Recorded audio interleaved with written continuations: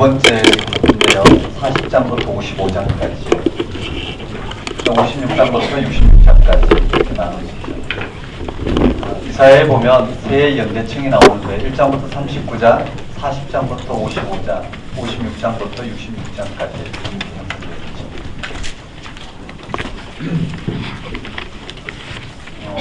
35장 내용 아마 기억하시죠? 광야, 메마른 땅, 사막에 거룩한 길이 생길 때, 이 바벨론 포로 귀환을 이야기하죠.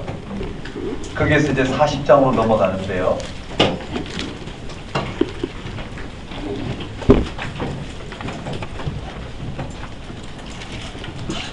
지금 창세기부터 여기까지 쭉 연결돼야 되는데, 지금 이스라엘 백성들이, 지금 예언자가 이스라엘 백성들에게 바라보라라고, 돌아오라라고 외치는 그 하나님이 도대체 누구시냐라는 거예요. 오늘 우리도 하나님을 믿는다 하지만 실제로 믿음의 세계에 들어가는 것은 쉽지 않아요. 왜냐하면 우리 실존의 죽음을 경험해야 되니까요. 결코 십자가의 죽음에 실존 가운데 서지 않으면 부활 생명의 그 풍성한 생명의 능력이 우리 가운데 나타나지 않을 것이에요. 그러려니 하지만 실제 그 세계에 붙들리는 것과 그러려니 하는 것과는 굉장히 차이가 크죠.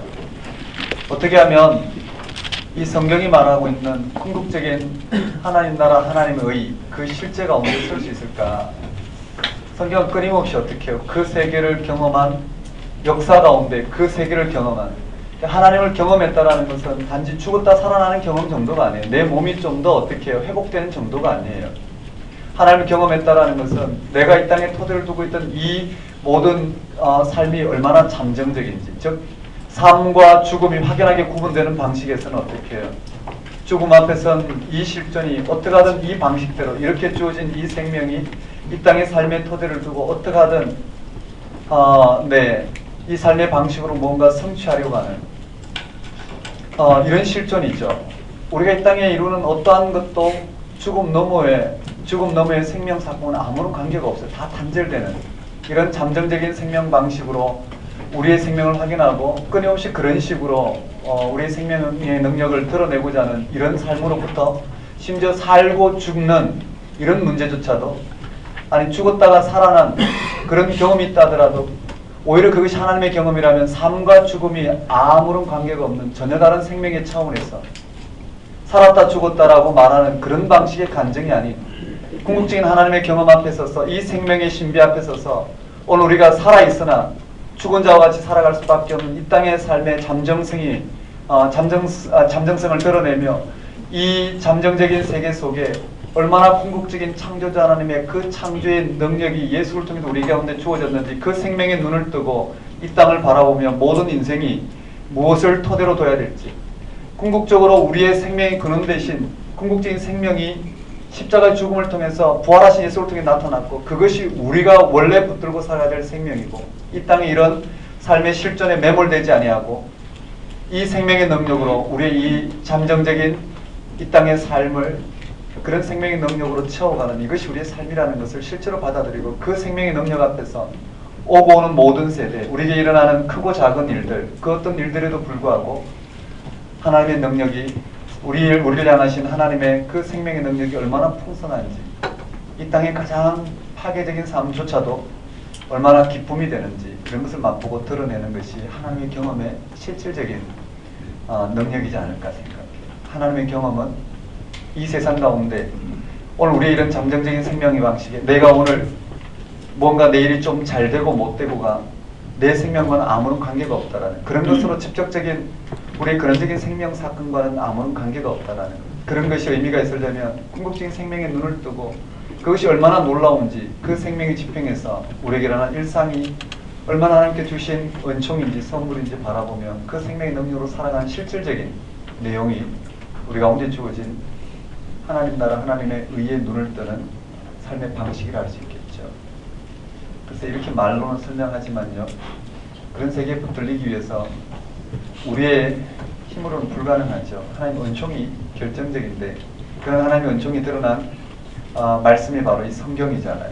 그 속에 우리에게 하나님이 얼마나 확실한 분이신지, 즉 우리가 신앙하는 그 하나님이 도대체 누구이시고 그가 오늘 이 역사를 주관하고 계심을 바라보게 하셔서 우리의 삶의 토대를 그에게 두도록 초청하고 있는 말씀인데요. 이스라엘의 역사를 통해서 그 세계를 담아내고 있죠. 이스라엘이라는 이 역사 안에 실존했던 그런 역사적인 실체인 이스라엘 역사를 통해서 놀라운 은폐된 이 땅에 이와 같은 잠정적인 생명이 하나님을 떠난 실존이 창조자 하나님은 온전히 바라볼 수 없는, 하나님이 당신을 계시하지 아니하고는 불가능한 그 하나님에 대한 인식을 하나님의 계시 사건에 노출된 이스라엘 백성을 통해서 우리에게 들려주고 있다 보면 될 것이에요. 자, 40장 한번 봅시다.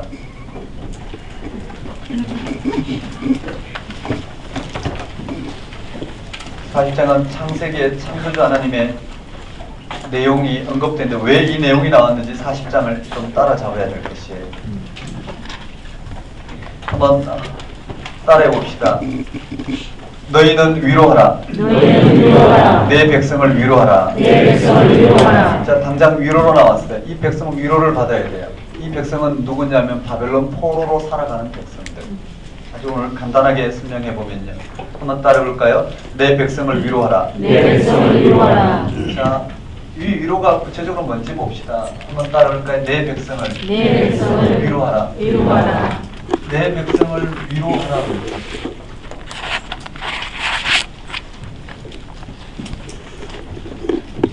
하나님 말씀이 그러려니 하면 손에 잡히지 않아요.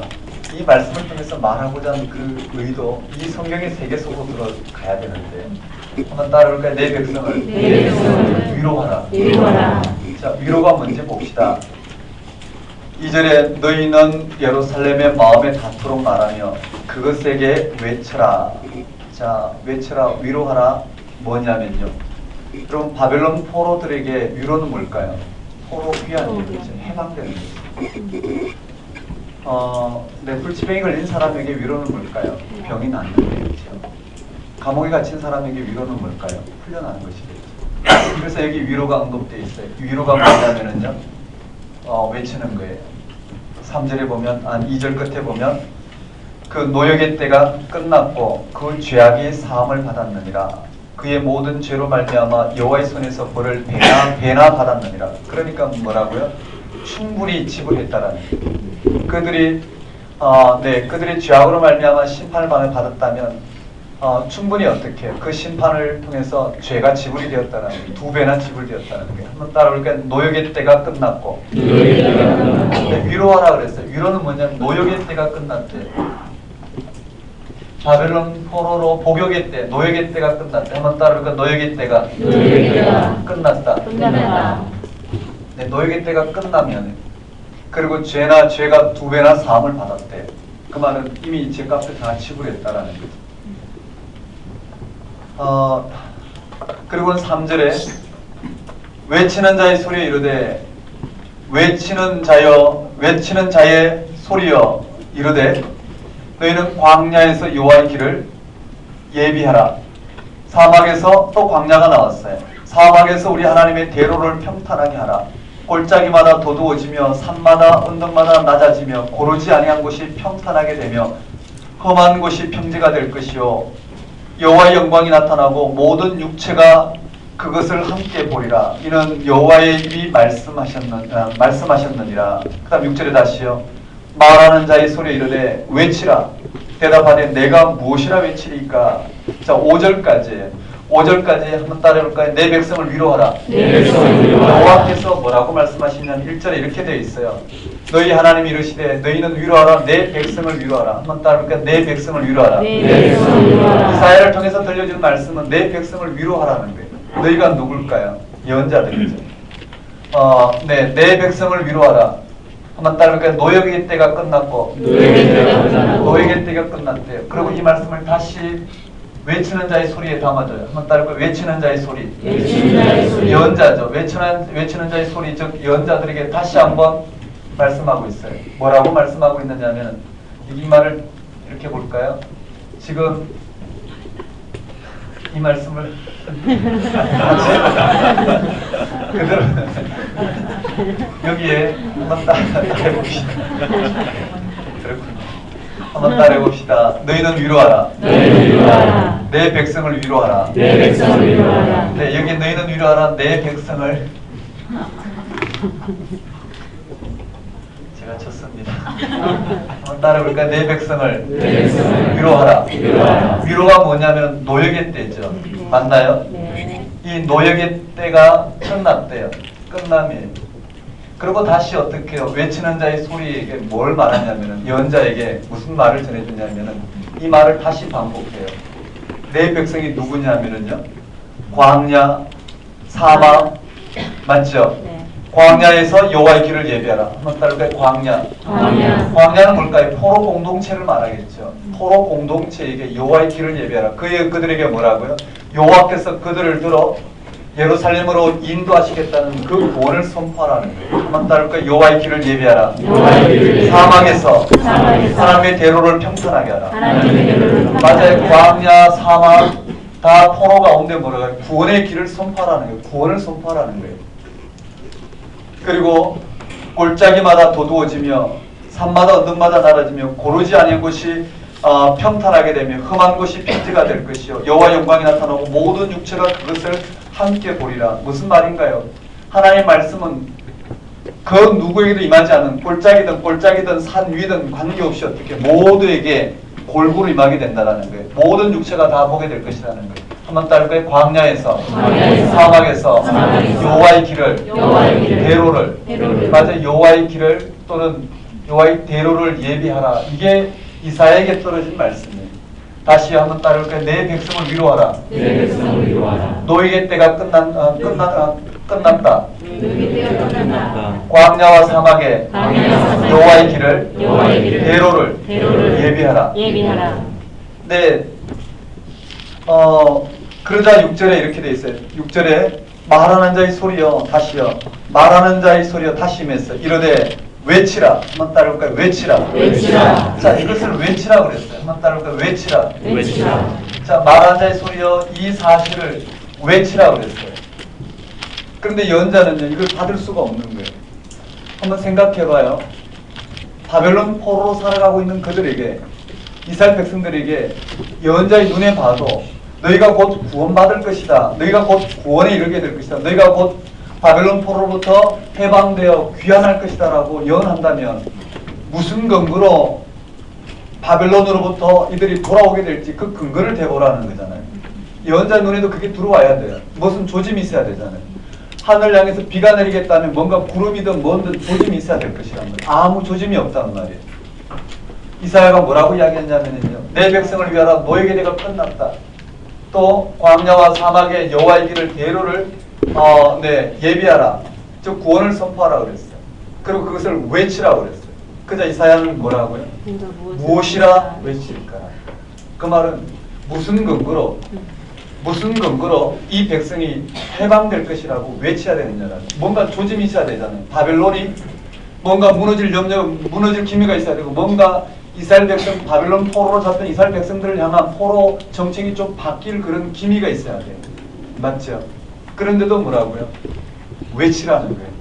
우리가 만일에 남북 통일이 이루어질 것이라는 것, 반드시 평화가 이루어질 것이라는 것을 외치라고 했을 때 그냥 외치면 뭐랄까요? 무엇 때문에, 그렇죠? 무엇 때문에 그런 평화가 올지 그냥 외치기만 하면 되느냐라는 거예요. 근거가 무엇이냐? 뭔가를 해야 되지 않겠느냐는 말이 그 말이죠.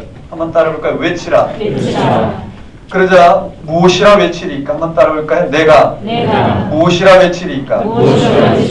다시 말씀드리면 이 역사 안에 바벨론은 강대국이에요. 그 누구도 지금은 대적할 수 없는 강대국인데 그 앞에 이스라엘 백성들이 그런 바벨론 포로부터 고국으로 귀환한다라는 것을 무슨 근거로 외칠까 했을 때 하나님이 이사야에게 들려준 것은요, 바로 그 뒤의 내용이에요. 모든 육체는 풀이요 그의 모든 아름다운 들의 꽃과 같으니 푸른 마르고 꽃은 시듬은 여호와의 기운이 그 위에 불미라. 이 백성은 실로 풀이로다. 푸른 마르고 꽃은 시드나 우리 하나님의 말씀은 영원히 서리라 하라. 무슨 말인가요? 이사야를 통해서 근본적으로 바벨론은 뭘까요? 피조물이라는 거예요. 역사의 주권자의 주권 안에 놓여있는 피조물이라는 거예요. 그런 이 말씀을 외치라고 들려준 하나님과 이 피조 세계와의 근본적인 한계를 지금 이사야를 통해 들려줘요. 뭐라고요? 모든 육체는 풀이래요. 그의 모든 아름다움 들의 꽃과 같으니 풀은 마르고 꽃은 시든다라는 거예요. 그러나 여호와의 기운이 그 위에 불미라. 이 백성은 실로 풀이로다.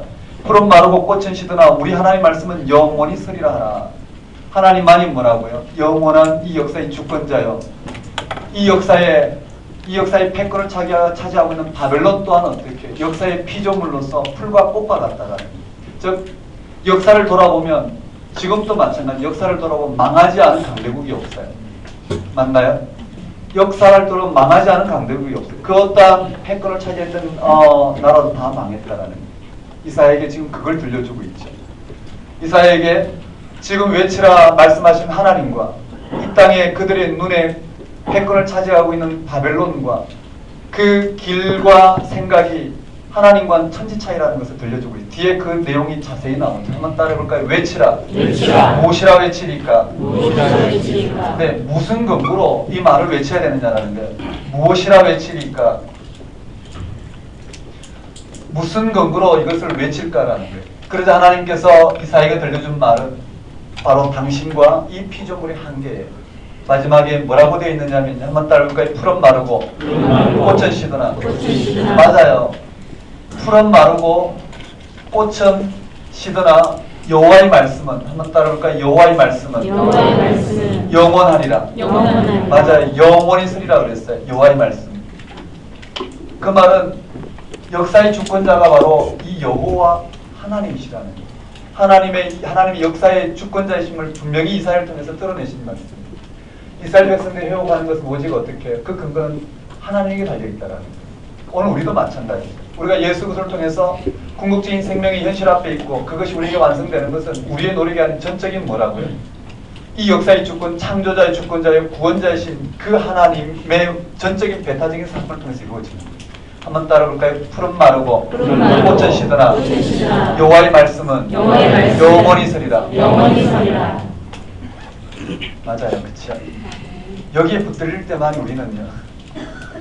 정말 이 땅 안에 여기에 붙들릴 때만이 오늘 우리의 모든 한계와 이 역사의 흥망성쇠를 넘어선 궁극적인 하나님 통치를 보게 될 텐데 이사야가 여기에서 하나님의 존재를 인식했어요. 그러고 난 다음에 9절과 같이요. 아름다운 소식을 전하는 자여 9절에 보면요.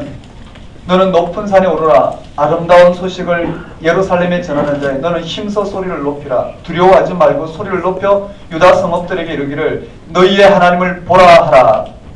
보라 주 여호와께서 장차 강한 자로 임하실 것이요 친히 그의 팔로 다스릴 것이라. 보라 상급이 그에게 있고 보응이 그의 앞에 있으며 그는 목자같이 양떼를 먹이시며 어린 양을 그 팔로 모아 품에 안으시며 젖먹이는 암꾼들을 온순히 인도하시리로다. 자, 이사야가 무엇이라 외치리까? 무엇이라 외치리까 했을 때 하나님의 답변은 이사야에게 들리는 답변은 모든 인생은 풀과 꽃과 같고 그것은 곧 시드나 여호와의 말씀 영원히 서리라. 그러고 난 다음 이사야를 다시 보내요. 1절과 같이 다시 보낸다고. 즉 한번 따라볼까요? 너희는 위로하라. 내 백성을 위로하라. 여기에 너희라고 언급된 이 너희가 끊임없이 반복되죠. 거기에 2절, 3절에 외치는 자의 소리 한번 따라볼까? 외치는 자의 소리. 6절에요. 말하는 자의 소리요. 맞아요. 그 다음에 여기에 이 말씀이 다시 어떻게 해요? 다시 돌아와요. 다시 돌아와서 9절에 보면 다시 돌아와서 뭐라고 이야기하냐면 이사야가 연해야 될 그들은요. 이사야가 연해야 될 내용은 이렇게 돼 있어요. 내 백성을 이루어라. 노예의 때가 끝났다. 죄가 2배나 지불되었다. 광야와 사막에 여호와의 길과 대로를 예배하라. 뭘까요? 이스라엘 백성들에게 구원을 선포하라는 거예요. 그런데 이사야는 무슨 근거로 구원을 선포해야 될까? 그게 근거는 푸른 마르고 꽃은 시드나 여호와의 말씀은 영원히 서리라. 이 말씀을 통해서 여호와 하나님이 누구이신지 들려주시고 다시 이사야에게 외친 것은 1절과 같이 똑같이 돌아가요. 한번 따라해볼까요? 너희는 하나님을 보라. 거기에 이렇게 돼 있어요. 9절에 이렇게 돼 있죠. 한번 따라해볼까요? 너희의 하나님을 보라. 맞아요. 그들이 해방되는 것은요 오직 하나님의 약속에 달려있는 거예요. 그들이 바라봐야 될 것은 이 역사를 바라보는 게 아니고요 역사의 주권자이신 하나님을 바라보는 거예요. 여기 한번 따라해볼까요? 너희의 너희의 하나님을 보라. 하나님을 보라. 이게 핵심이에요. 너희의 하나님을 보라. 이사야의 눈에 뭐가 걸렸나요? 푸른 마르고 꽃은 시드나 여호와의 말씀은 영원히 서리라. 이 하나님의 하나님이 되심을 이사야가 어떻게 해요? 바라보고는 하나님의 말씀을 이 말씀을 실현시키실 이 하나님을 바라보라는 거예요. 한번 따라해볼까요? 너희의 하나님을 보라. 하나님을 보라. 맞아요. 이사야가 외쳐야 될 말씀은 이거예요. 한번 따라할까요? 너희의 하나님을 보라. 하나님을 보라. 그리고 10절에 보라 주 여호와께서 장차 강한 자로 임하실 것이요 친히 그의 팔로 다스릴 것이라. 보라 상급이 그에 있고 보응이 그의 앞에 있으며 그는 목자같이 양떼를 먹이시며 어린 양을 그 팔로 모아 품에 안으시며 젖먹이는 암컷들을 온순히 인도하시리로다. 이것을 외치는 거예요. 너희 하나님을 보라. 하나님께서 어떻게 하실지를 그들은 어떻게 바라보라. 이사야는 외칠 수 있었어요. 한번 따라볼까요? 너희 하나님을 보라. 그런데 이 하나님이 누구시냐 말이죠. 이 여호와의 말씀이 영영이 쓰겠다고 주신 이 하나님이 도대체 누구시냐? 창세기로 돌아가요. 창세기 1장으로 돌아가는 거예요. 그 하나님이 누구시냐면요 12절부터 한번 따라볼까요? 창조주 하나님. 창조주 하나님. 이 하나님이 누구시냐면 바로 창조주 하나님이세요. 드디어 창세기에 나오는 천지를 창조하신 창조주 하나님의 고백이 드디어 어떻게 해요? 이 역사 가운데서 온전해지는 자리가 바로 여기에요. 한번 따라할까요? 창조주 하나님. 이와 같이 구원을 선포하고 구원을 선포하신 하나님을 바라보라 외치며 이 하나님이 누구시냐라는 거예요. 맞죠? 도대체 이 하나님이 누구시길래 그 하나님의 말씀이 이 땅 가운데 영원히 쓰겠느냐라는 거예요. 12절부터요. 한번 보시면 12절에 누가 손바닥으로 바닷물을 헤아렸으며 뺨으로 하늘을 쟀으며 땅에 티끌을 모아 담아보았으며 접시 저울로 산들을 또 막대 저울로 언덕들을 달아보았으랴. 누가 여호와 영을 지도하였으며 그의 모사가 되어 그를 가르쳤으랴. 그가 누구와 더불어 일어나셨으며 누가 그를 교훈하셨으며 그에게 정의의 길로 가르쳤으며 지식을 가르쳤으며 통달의 도를 보여주었느냐. 아무도 없다라는 거예요. 여호와 한 분밖에 없다라는 거예요. 그러면서 15절에 보라 그에게는 열방이 통에 한 방울 물과 같고 저울의 작은 티끌 같은. 열방이 누굴까요? 구체적으로. 네, 여기에서 구체적으로 누굴까요? 바벨론이 되겠죠. 바벨론은 통에 한 방울 물과 같대. 누구 앞에서요? 하나님 앞에서. 저울의 작은 티끌 같으며 섬들은 열방을 다른 섬들은 열방의 다른 표현이죠. 섬들은 떠오르는 먼지 같으리니 레바논은 땔감에도 부족하겠고 그 짐승들은 번제에도 부족할 것이라. 여기에 창조주 하나님을 언급하면서 먼저 창조주 하나님에 대한 진술이 되어요. 한번 따르면 누가 손바닥으로 바닷물을 헤아렸으며 네, 여기에 누가 이 바닷물을 헤아렸으며 그렇죠. 누가 뺨으로 하늘을 쟀으며 한번 따라볼까? 하늘. 그 다음에 네, 땅의 티끌 한번 따라볼까? 땅. 하늘, 땅, 바다 다 나왔어요. 그 다음에 여호와의 네, 그 다음 땅의 티끌, 산, 네, 언덕 등등 나오죠. 이와 같이 천지를 창조하신 창조주 하나님을 언급하면서 열방을 표현하고 있어요. 열방은 통에 물 한 방울과 열방은 한 방울의 물과 같대. 한번 따라볼까? 한 방울의 물. 한 방울의 물과 같다고 그랬어요. 그 다음 먼지와 같고요. 맞죠? 한번 따라볼까요? 작은 티끌. 먼지. 한 방울의 물, 작은 티끌, 그 다음 먼지로 표현돼. 이렇게 표현되며 그 다음에 17절에 보면 그의 앞에는 모든 열방이 아무것도 아니라 그는 그들을 없는 것 같이 빈 것 같이 여기시느니라.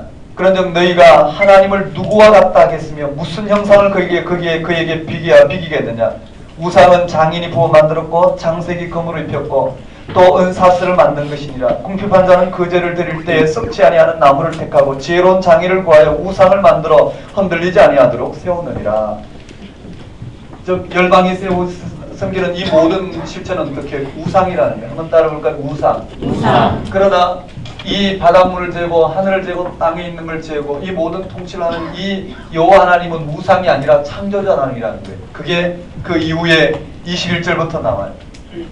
너희는 알지 못하였느냐? 너희가 듣지 못하였느냐? 태초부터 너희에게 전하지 아니하였느냐? 땅의 기초가 창조될 때부터 너희가 깨닫지 못하였느냐? 한번 따라볼까요? 창조. 창조. 여기서부터 창조가 나가요. 천지를 창조하신 창조기사가 여기 나가죠.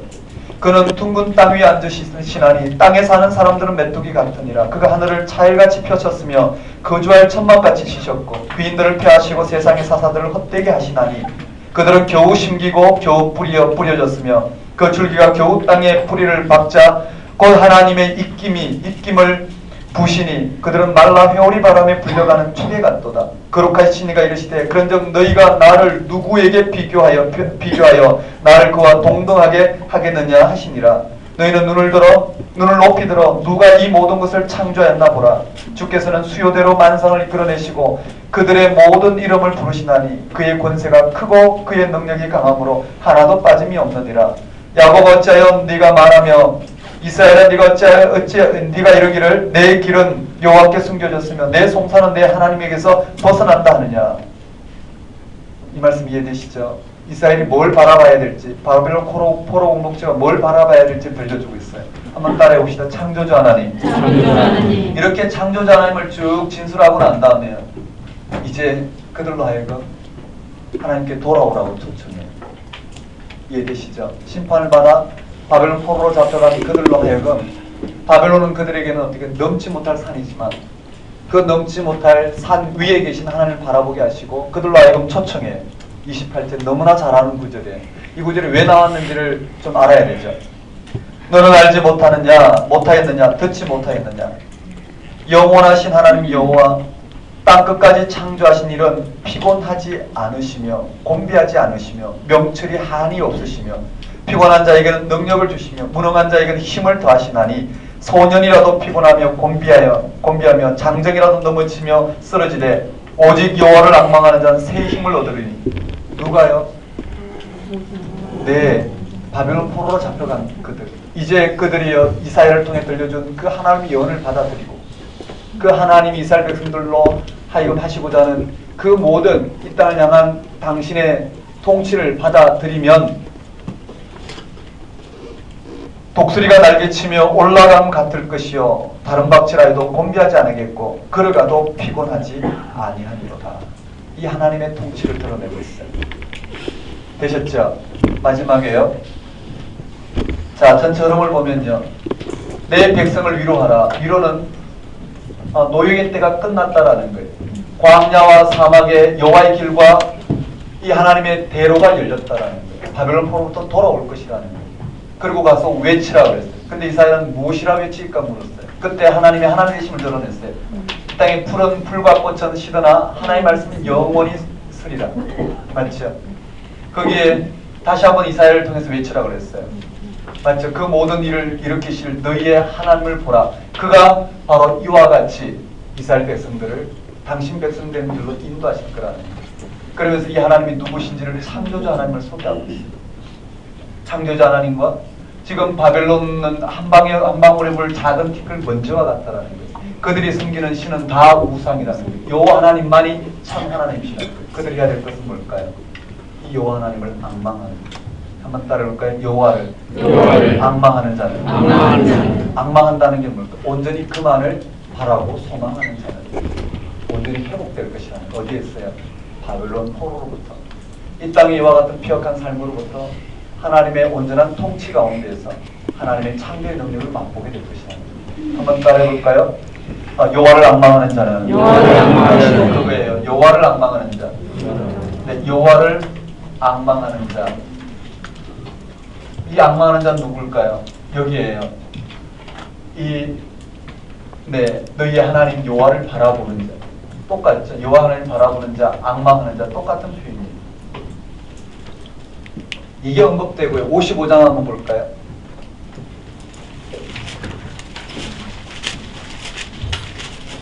여기까지가 한 단락인데 이사야 55장을 한번 봐봐요.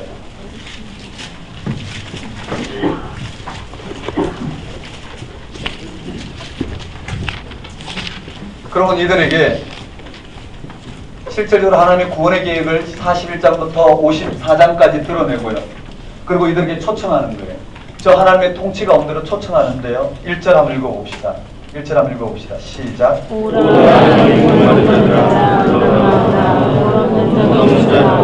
너희는 와서 가운데 돈 없이 아버지 와서 포도주 얻을 사라. 네. 오라 너희 목마른 자들아 물로 나오라 돈 없는 자도 오라 너희는 와서 사 먹되 돈 없이 값 없이 와서 포도주와 젖을 사라. 너희가 어찌하여 양식이 아닌 것을 위하여 은을 달아주며 배부르게 하지 못할 것을 위하여 수고하느냐. 내게 듣고 들을지어다. 그리하면 너희가 좋은 것을 먹을 것이며 너희 자신들이 기름진 것으로 즐거움을 얻으리라. 궁극적으로 어떻게 해요? 하나님께서 초청하시는 장면이에요. 그리고는 3절에 너희는 귀를 기울이고 내게로 나와 들으라. 그리하면 너희의 영혼이 살리라. 내가 너희를 위하여 영원한 언약을 맺으리니 곧 다윗에게 허락한 확실한 은혜니라.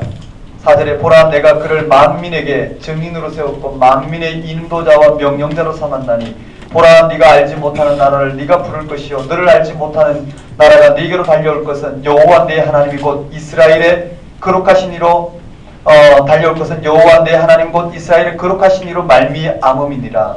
이는 그가 너를 영화롭게 하였느니라.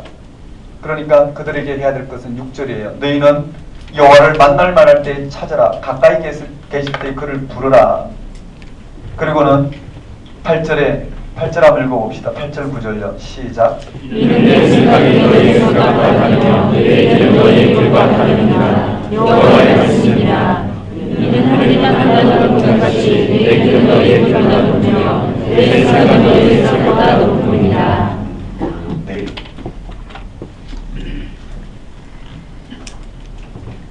거기에 내 생각이 너희 생각과 다르며 내 길은 너희 길과 다름이니라. 여호와의 말씀이니라. 이는 하늘이 땅보다 높음 같이 내 길은 너희의 길보다 높으며 내 생각은 너희 생각보다 높음이니라. 하나님께서 이스라엘 백성을 통해서 드러내신 구원의 길은 그들이 생각하는 구원의 길과는 질적으로 다르다는 거예요. 궁극적인 생명으로의 회복. 이것을 이사야는 이들을 향하여 초청하는 거예요. 한번 따라올까요? 하나님의 초청. 하나님의 초청. 55장이 그렇게 되어 있어요. 하나님 초청이에요. 여기에 한번 따라올까요? 거기에 6절에요. 한번 따라해볼까요? 여호와를 만날 만할 때에 여호와를 만날 만할 때에 찾으라. 찾으라. 맞아요. 여호와께서 그들을 초청할 때 응답하라는 거죠. 여호와를 만날 만할 때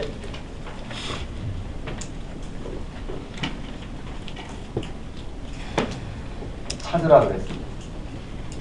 그리고 마지막에 한번 따라해볼까요? 내 길, 내 길, 내 생각. 내 생각. 내 길과 내 생각은 너희의 길과 너희 생각과 다르다라는 거예요. 너희의 생각보다 높음이라고 했어요. 이런 걸 통해서 뭘 이야기하고 있냐면 이스라엘 백성들이 생각하는 구원의 길과 하나님이 이스라엘을 통해서 이루실 구원의 길은 전혀 다르다라는 거예요. 맞죠? 하나님이 그렇게 이루시고자 하는 하나님의 구원은 전혀 다르다라는 거예요. 그것은 이 천지를 창조하시고 다스리시고 구원하시고자 하는 궁극적인 하나님의 구원이 이스라엘 백성을 통해서 이 땅 가운데 드러나는 길이 바로 지금 하나님께서 이스라엘 백성들을 부르시는 길이라는 거예요. 한번 따라해볼까요? 하나님의 초청. 하나님의 초청. 깊이 묵상해야 되겠지만요. 이게 하나의 시편이라고 보면 돼요. 이 예언의 시적 표현을 통해서 그 예언자가 예언하고 있는 그 세계 속으로 들어가야 되는데요. 이사야가 워낙 분량이 많죠. 한 절 한 절 그렇게 들어갈 수 있어야 돼요. 자, 한번 따라해볼까요? 너희는 내 백성을 위로하라. 내 백성을 위로하라. 무슨 말을 하고 있는지 봤어요. 40장 명확히 봐야 되고, 그리고 저 내용이 55장에 똑같이 표현되고 있어요. 맞죠? 너희의 하나님을 보라는 말이 한번 따라해볼까요? 여호와를 만날 만할 때에 여호와를 만날 만할 때에 찾으라. 찾으라 그랬어요. 그리고 내 생각과 내 길과 내 생각은 너희의 길과 너희의 생각과 다르다는 말은 한번 따를까요? 풀과 꽃은 시드나 여호와의 말씀은 영원하리라. 그리고 그가 누구냐면 창조자 하나님. 창조자 하나님이 이 역사를 향하여 새롭게 하시는 그 계획은 우리가 생각하는 건 전혀 다른 구원의 길이 발생할 거라는 거예요. 자, 이 안에 40장부터 54장까지 무슨 내용일까? 거기에 여호와께서 이와 같이 당신의 길과 당신의 생각을 이루실 텐데 그 하나님께서 초청하시며 하나님께서 이루시는 그 구원을 이루실 메시아가 소개돼요. 앞에서 이야기했던 한 아기가 우리에게 낳고 그리고 이세 줄기에서 한 싹이 날 텐데 그가 공의와 정의로 통치할 나라를 가져올, 오늘 말하면 예수 그리스도에게 그대로 적용됐죠. 마태복음에 보면 이 예수 그리스도가 누구신지를 소개하면서 이사야의 예언을 가져왔어요. 즉 이 이사야의 예언이 바로 예수 그리스도를 통해서 성취되었다라는 거예요. 이사야의 예언이 예수 그리스도를 통해서 성취됨으로 말미암아 드디어 이사야의 예언은 뭐라고요? 메시아 본문으로 오늘 우리가 온데 드러났다라는 거예요. 거기에 한번 따라올까요? 종의 노래.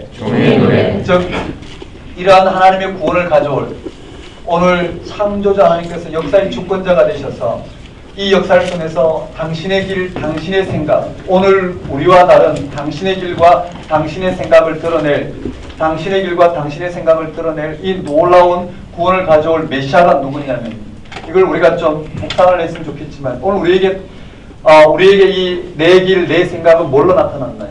예수 그리스도 십자가 부활 사건을 통해서 드러났어요. 맞죠? 여러분 이 생각을 좀 잘 따라잡아야 되는데요. 거기에 간단하게 말씀드리면 이는 내 생각이 너희 생각과 다르며 내 길은 너희 길과 다름이라. 하늘이 땅보다 높은 같이 내 길은 너희 길보다 높으며 내 생각은 너희 생각보다 높다라는. 오늘 우리는 기껏해야 이 땅에 우리의 잠정적인 이런 삶에서 이스라엘 백성들로 말하면 고작 바벨론에서 귀환하는 것이 그들은 어떻게 해요? 구원이겠지만 다시 바벨론에서 귀환해서 다윗과 솔로몬 같은 영광을 누리는 것이 그들에겐 기껏해야 구원이겠지만 하나님이 이스라엘 백성들로 통해서 하시고자 하는 구원은 그런 차원이 아니라는 거예요. 하나님의 구원의 차원의 심층적인 것이 이제 이사야를 통해서 드러났죠. 그래서 이사야 본문이 너무나 중요한 부분은요. 이사야를 통해서 선포된 하나님의 길과 하나님의 생각은 전혀 다른 데 있어요. 이제 우리가 이 뒷부분으로 넘어가면요. 이제 바벨론 포로에서 돌아왔어요. 돌아왔는데 여전히 어떻게 해요? 그들에게는 페르시아, 즉 바사의, 바벨론에 돌아왔지만 여전히 바사의 속국으로 있어요. 그리고 성전을 건축하고 성벽을 건축했지만 여전히 그들은 어떻게 해요?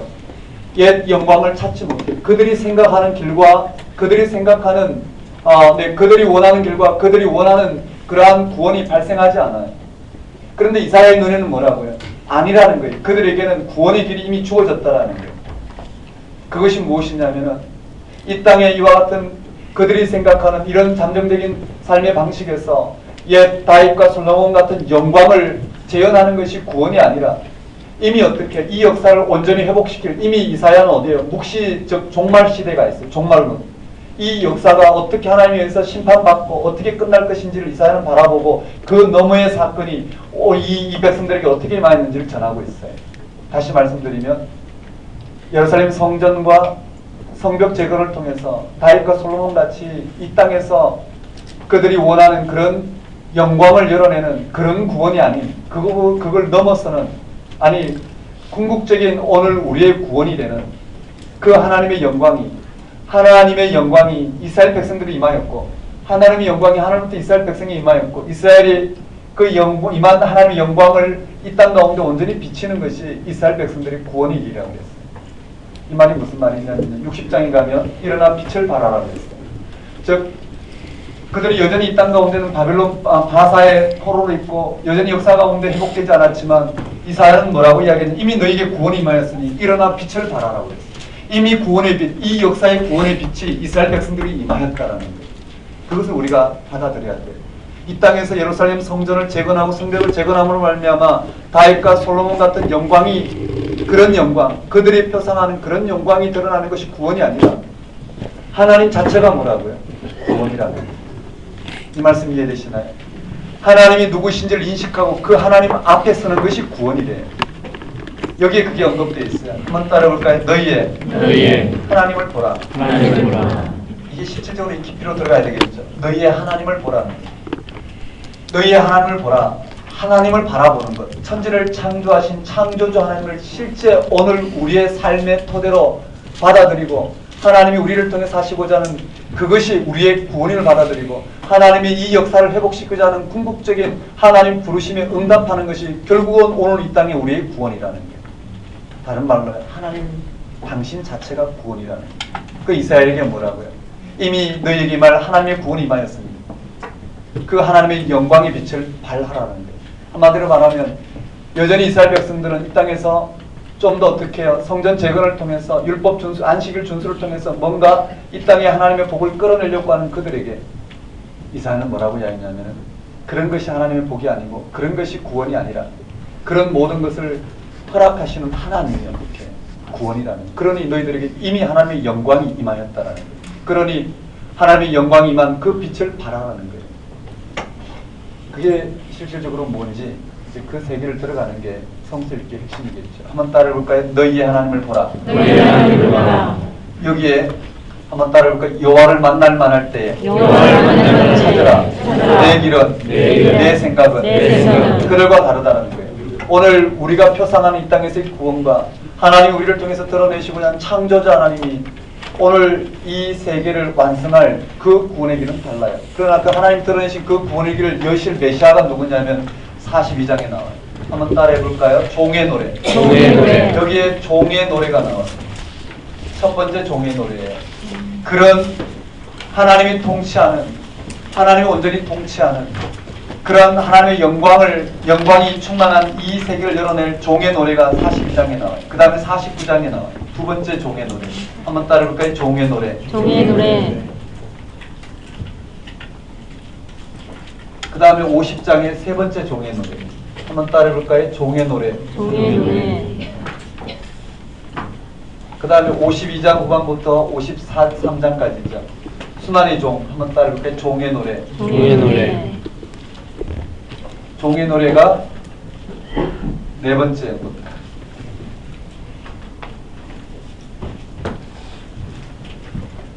자, 이 본문들이 이렇게 언급됐어요. 어디 나오는지 기억해야 돼요. 한번 따라해볼까요? 종의 노래. 종의 노래. 42장은요. 나의 종, 공의의 종 이렇게 하면 돼요. 한번 따라해볼까요? 나의 종. 나의 종. 공의의 종. 공의의 종. 두 번째 종의 노래는요. 나의 종 이방의 빛을 삼아. 한번 따라해볼까요? 나의 종. 나의 종. 그러니까 이방의 빛이 된다라는 거예요. 한번 따라해볼까요? 나의 종. 나의 종. 이방의 빛을 삼아. 이방의 빛을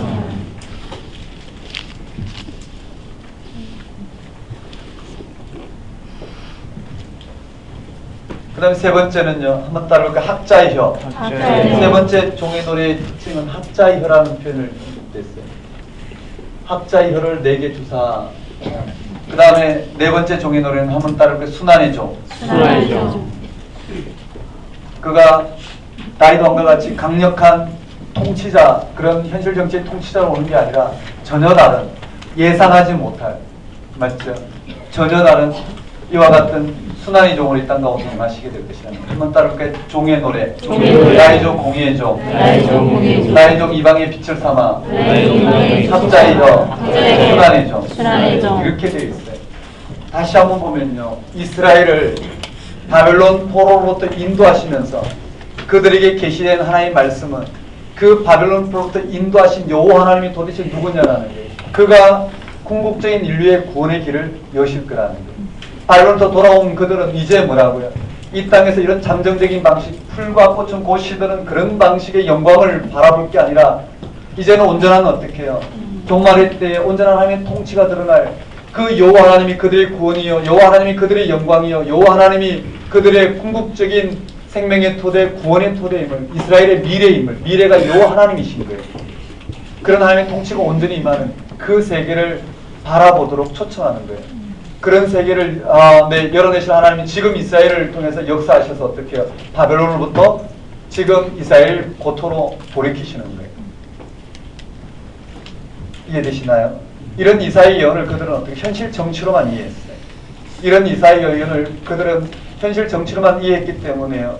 그들은 다시 또 바벨론 포로로부터 돌아왔지만 고토에 귀국했고, 이게 여기에서 55장에서 56장 사이는 에스라 느헤미야가 지나가요. 에스라 느헤미야가 지나가지만 그들은 어떻게 성벽을 재건했지만 여전히 바하사의 페르시아의 속국으로 있어요. 그리고 다윗과 솔로몬 같은 영광이 오지 않아요. 예루살렘의 인구도 늘지 않고 여전히 어떻게 이방의 하나의 식민지로 전락해 있단 말이에요. 그런 그들이 안식일을 준수하고 대제사장을 세워 제물을 드리고 했지만 아무런 어떻게 해요? 현실 정치에 하나님의 영광이 드러나지 않아요. 그들이 원하는 영광이 드러나지 않자 뭐라고 이야기하냐면요. 우리가 안식을 지켜 뭐 하겠느냐라는 거예요. 하나님 앞에 나와서 제사를 드려봤자 뭐 하겠느냐라는 거예요. 오늘 우리에겐 여전히 이런 공고한 삶만이 있기 때문에 그래봤자 아무것도 나아지는 게 없지 않느냐. 그래서 이사야는 뭐라고 이야기하냐면 아니라는 거예요. 그것이 너희들이 바라는 그것이 구원이 아니라 이미 너희들 가운데는 하나님의 구원이 임하였다는 것. 하나님이 바로 오늘 우리의 구원의 토대라는 거예요. 하나님이 이스라엘 백성을 통해서 열어내고 있는 하나님 나라가 이미 임하였다라는. 그러므로 이스라엘 백성을 통해서 요청하는 것은 뭐라고 이야기하냐면 이미 하나님의 영광이 너희에게 임하였기 때문에 영광의 빛을 발하라는 거예요. 예루살렘과 같이 다윗과 솔로몬 같은 현실 정치가 드러나서 그것으로 하나님의 영광을 드러내는 게 아니라 여호와 하나님 그가 살아계시고 오늘 우리가 그의 백성인 것을 온전히 어떻게 해요? 고백하며 그 앞에 여호와의 영광이 얼마나 놀랍고 충만한지를 드러내는 것이 이스라엘 백성이만 하나님의 구원이라는 거예요. 이 말씀 이해되시나요? 네, 제가 말로는 얼마나 설명해낼지 모르겠지만 이런 구도라는 거예요. 그리고 여기에 대한 묵상 말씀들을 시간이 나면 읽으면 그 속으로 들어갈 수 있지만은요. 지금은 그럴 수가 없고 진도만 일단 좀 보도록 하겠습니다. 이렇게 돼 있어요. 그래서 이 41장부터 54장 안에는 뭐가 들어가 있을까요? 바벨론으로부터 이들을 인도하실 여호와에 대한 소개예요. 한마디로 말하면 바벨론으로부터 어떻게 해요? 그들이 귀환하는, 즉 바벨론으로부터 그들이 포로에서 돌아오는 그것을 일으키실 여호와를 소개하고 있어요. 구체적인 역사였죠. 그러면서 그들에게 초청한 것은 40장과 55장에 초청하고 있어요. 누구에게? 여호와를 찾으라고. 그렇다면 이스라엘 역사 가운데 지금까지는 여호와를 찾은 게 아니라는 거예요. 그들은 이 땅에서 그들이 원하는 구원을 이루고자 하나님을 섬겼지만 결국은 어떻게 해요? 여호와를 잃어버렸죠. 자, 여기에 41장부터요. 여기 안에 41장부터 54장까지 바벨론으로부터 그들을 인도하겠다라는 그 핵심을 보면 43장에 뭐가 언급되어 있느냐면요. 43장 밑줄만 간단하게 치고 넘어가면요.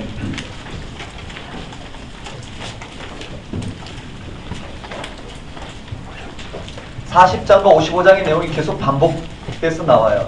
그 몇 가지가 나오는데요. 우리 43장에 너무 재밌는 표현들이 많이 나오는데 14절에 보면 43장 14절에 우리 교재에다 간단하게 기록하면 될 거예요. 43장 14절에 너희의 구속자여 이스라엘의 거룩하니 여호와가 말하노라. 너희를 위하여 내가 바벨론에 사람을 보내어 모든 갈대아 사람에게 자기들 연락하던 배를 타고 도망하여 내려가게 하리라. 한마디로 말하면요. 바벨론으로부터 건져내겠다라는 거예요. 한번 따를게요. 바벨론으로부터 건져내. 맞아요. 바벨론으로부터 여기서 연된 것은 한번 따를게요. 바벨론으로부터. 이 바벨론으로부터 이들이 귀환하게 될 것이라는 거예요. 포로로부터 이들이 귀환하게 될 것이라는 거예요. 한번 따를게요. 바벨론. 네, 바벨론으로부터 이끌어내겠다는 말씀이에요. 핵심은 그거예요. 바벨론부터 그걸 건져내겠다. 그런데 뭐냐면 그 하나님을 바라보라는 거예요. 바벨론으로부터 귀환하는 게 초점이 아니라 이 역사를 주권하는 그들을 심판에 처하기도 했고 바벨론 포로로 잡혀가기도 했고 그들부터 돌이키기도 하는 그 하나님에게 이스라엘의 운명을 걸으라는 거예요. 이해되시겠죠? 자, 그럼 이제 전체 틀이 나왔어요. 뭐라고요?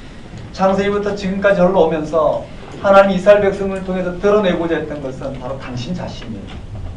그리고 이스라엘 백성들을 바벨론 포로로, 즉 애굽의 노예 생활하던 그들을 인도해냈고 또 가나안 땅에 사는 그들을 바벨론 포로로 잡혀가게 했고 그들로 하여금 구원한 이 일련의 사건을 통해서 당신은 뭘 드러내고자 하면 당신이 뭐라고요? 창조자요, 역사의 주권자의 구원자시라는 거예요. 그 하나님을 이스라엘 백성들이 받아들이도록 이스라엘 역사 가운데 심판과 구원이라는 이 역사적인 하나님의 통치를 통해서 이스라엘 백성들을 하나님께로 부르고 계시다는 거예요. 그래서 여기 바벨론 귀환은요, 애굽 출애굽과 바벨론 포로로부터의 귀환은 하나님의 계시의 통로예요.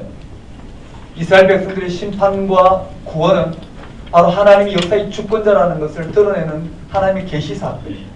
그래서 우리가 이런 사건을 통해서 바라봐야 될 것은 이스라엘 백성들이 출애굽과 바벨론 포로 귀환을 통해서 드러난 하나님이 바로 역사의 주권자예요. 거기에 우리의 근원적인 생명이 놓여 있더라는 거예요. 그 하나님을 받아들이고 실제로 그 하나님을 신앙하는 것이 오늘 우리의 이 땅을 살아가는 궁극적인 생명의 목적이요 이유가 된다는 거예요. 자, 한번 따라볼까요? 바벨론 포로 귀환. 바벨론 포로 귀환. 바벨론부터 끌어내겠다는 거예요. 그 다음에 바벨론 주제는 보면요. 바벨론 주제로 보면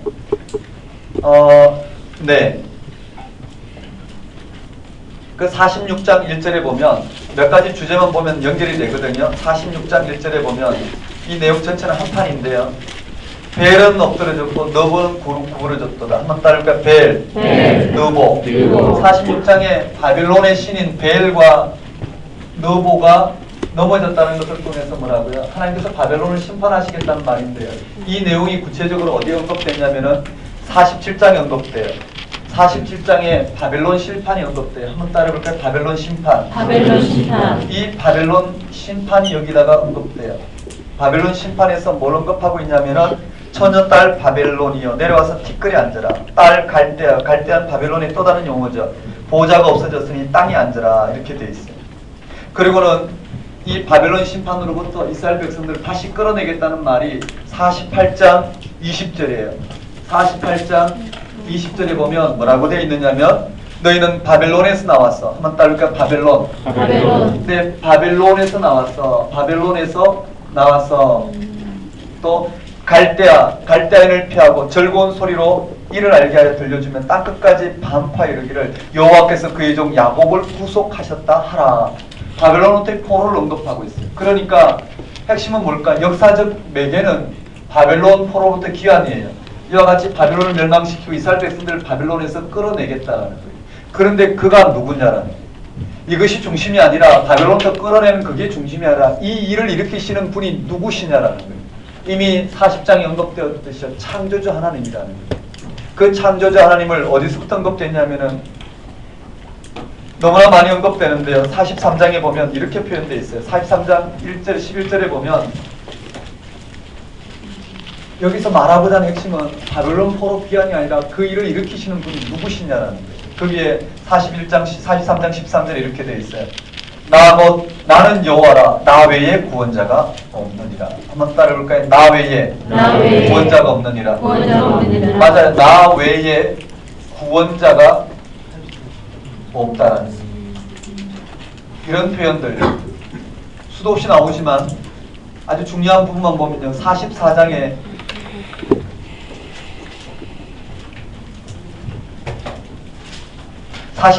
뭐라고 언급되어 있느냐면요. 네, 44장 6절인가요? 이스라엘의 왕인 여호와 이스라엘의 구원자인 만군의 여호와가 이같이 말하노라. 나는 처음이요 마지막이라. 나 외에 다른 신이 없느니라. 한번 따르게 처음이요 마지막이라. 나 외에 다른 신이 없느니라. 맞아요. 처음이요 마지막이라. 나 외에 다른 신이 없다라는 거예요. 나 외에 다른 신이 없느니라. 그 다음에 45장에도 6절에 해 뜨는 곳에든지 지는 곳에든지 나밖에 다른 이가 없는 줄 알게 하리라. 나는 여호와라. 다른 이가 없느니라. 한번 따라볼까요? 나는 여호와라. 다른 이가 없느니라. 나는 여호와라. 다른 이가 없대. 나는 여호와라. 다른 이가 없다. 46장에도 마찬가지예요. 9절에 46장 9절에 너희는 옛적 일을 기억하라. 나는 하나님이라. 나 외에 다른 이가 없느니라. 한번 따를까요? 나 외에 다른 이가 없느니라. 나는 하나님이라. 나 같은 이가 없느니라. 맞아요. 나 외에는 다른 이가 없다는 말이 또 언급되어 있어요. 그 다음에 47장도 마찬가지고요. 47장 10절에 보면 나 외에 다른 이가 없느니라. 한번 따라볼까요? 나 외에 다른 이가 없느니라. 48장도 마찬가지야. 12절에 나는 처음이요 마지막이라. 한번 따라볼까요? 나는 처음이요 마지막이라. 이걸 통해서 여호와 하나님이 누구신지 이스라엘 백성들에게 계시하는 것이 목적이죠. 맞나요? 한번 따라해볼까요? 나 외에 구원자가 없나니 나의 구원자가 없나니 처음이요 마지막이라 처음이요 마지막이라 다른 이가 없느니라 다른 이가 다른 이가 없느니라 없느니라 다른 이가 다른 이가 없느니라 없느니라 처음이요 마지막이라 처음이요 마지막이라 이런 내용으로 끊임없이 언급돼요. 즉 나 외에 구원자가 없고 다른 이가 없고 나만이 처음이요 마지막인 그 말은 뭘까요? 이스라엘 백성들을 심판에 가하기도 하고 그를 인도하기도 하는 하나님의 언약, 하나님의 계시 사건에 의해서 그대로 하나님께서 이루시는 그 하나님, 그가 누구냐면 유일하신 하나님, 창조주 하나님이라는 거예요. 그가 이스라엘 백성을 불러주시고 당신 백성 삼으셨다는 거예요. 지금 바빌론 포로부터 근전해서 이스라엘 백성들을 새롭게 재건하는 게 목적이 아니라 그 이스라엘 백성이 누구를요? 여호와를 온전히 인식하고 하나님 백성으로 온전히 하나님 앞에 서는 것이 이 모든 역사 가운데 출애굽과 포로 기한을 통해 드러내고자 하는 하나님의 의도라는 거예요. 졸리신가요? 그냥 은혜 받으셔서 눈을 감고 계십니다.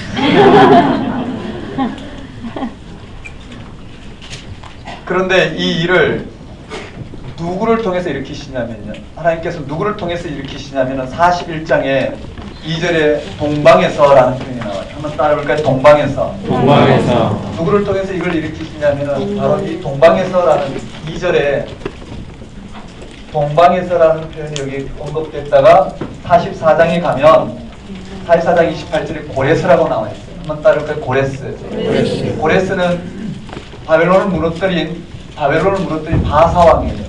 동방에서 사람을 일으키는데 그게 고레스예요. 고레스를 45장 1절에 뭐라고 되어 있느냐면 나의 기름 부음 받은 고레스라고 되어 있어요. 한번 따라볼까요? 고레스. 거기도 여호와의 기름 부음 받은 고레스가 언급돼요. 이 고레스를 통해서 하나님께서 그 일을 일으키시겠다고 언급하는 장면입니다.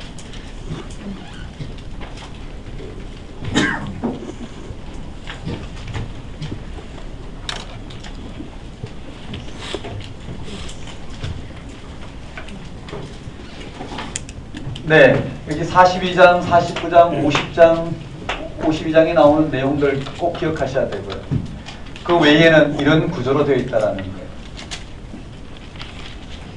되셨죠? 그 무슨 내용인지 아실 거예요. 이게 한 판이에요. 핵심은 40장과 55장에 어우러져 있죠. 물론 고레스라는 표현이 다른 데도 나오죠. 46장 11절에 날짐승이라는 표현도 나와요. 46장 11절에 날짐승 한번 따라해 봅시다. 날짐승. 여기에 날짐승이라는 표현도 나오고요. 묶어서 이렇게 표현해 주면 되겠고요. 48장에도 나와요. 48장 14절에 나와 여호와의 사랑하는 자 이런 표현을 고레스를 드러냈어요. 14절입니다. 그 정도로 보면 동방에서 하나님의 기름 부은 자를 일으켜 그가 고레스인데 그를 들어 바빌론으로부터 이스라엘 백성을 인도할 텐데 그 여호와 하나님 그가 누구냐면은 바로 나 외에는 구원자가 없느니라 처음이요 마지막이요 오직 유일하신 천지를 창조하신 창조주 하나님이 역사의 주권자이심을 드러내시고 그가 바로 이스라엘 백성의 구원자이심을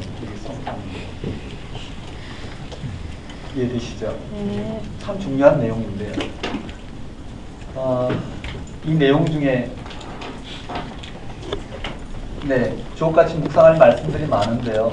43장 한번 볼까요? 43장. 그냥 오늘 본문만 간단히 읽고 한번 볼 건데요. 43장 여러분 잘 아시는 내용이 들어있죠.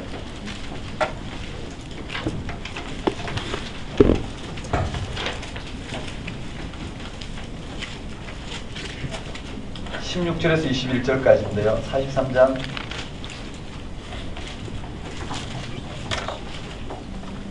14절부터 21절까지 한번 읽어볼까요?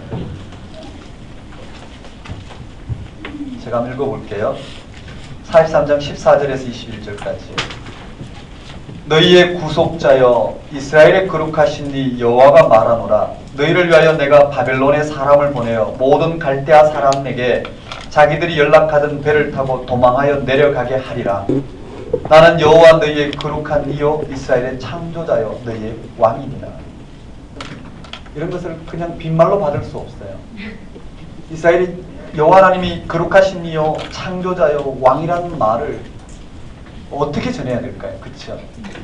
사과가 맛있다라는 것, 사과 맛을 보고 맛있다라는 것을 말로 표현했으면 담아내지 못해요.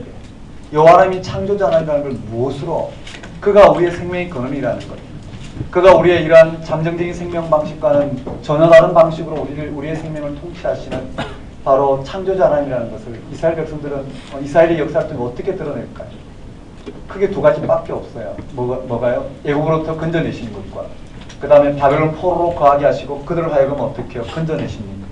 그런 애국 출애굽과 바벨론 포로 귀환을 통해서 하나님이 계시하시고 그걸 이루시고 하나님이 계시하시고 이루시는 이런 장면을 통해서 창조자 하나님이 역사의 주권자의 그가 바로 우리의 구원자이심을 드러내는 것밖에 방법이 없어요. 이것은 모두 손가락이에요. 근원적인 하나님을 가리키는 손가락이에요. 이스라엘의 흥망성쇠를 통해서 역사의 주권자가 바로 여호와 하나님이요 그를 받아들이는 것이 구원이라는 거예요.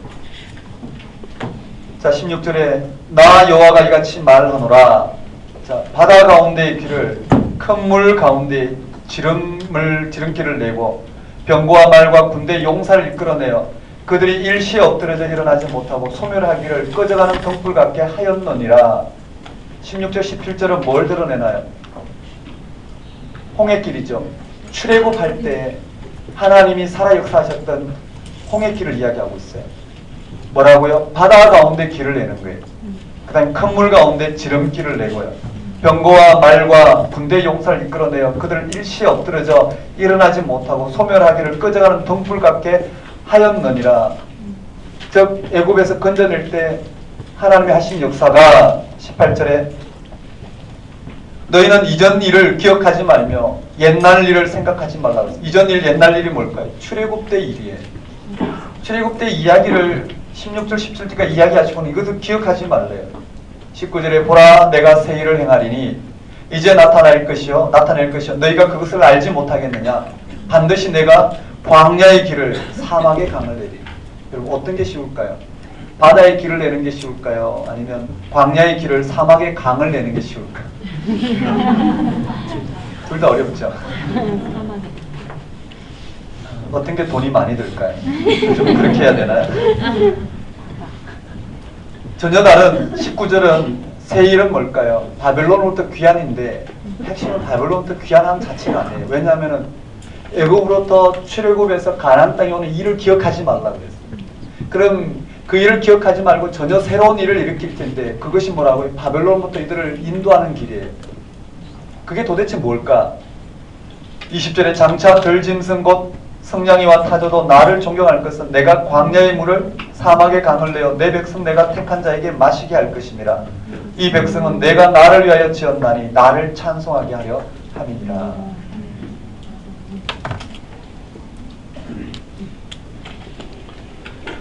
간단하게 보면요. 보라 이제 내가 새 일을 행하리니 새 일을 행한다라는 거예요. 그런데 이전 것은 생각하지 말라고 그랬어요. 지나간 일을 기억하지 말라고 그랬어요.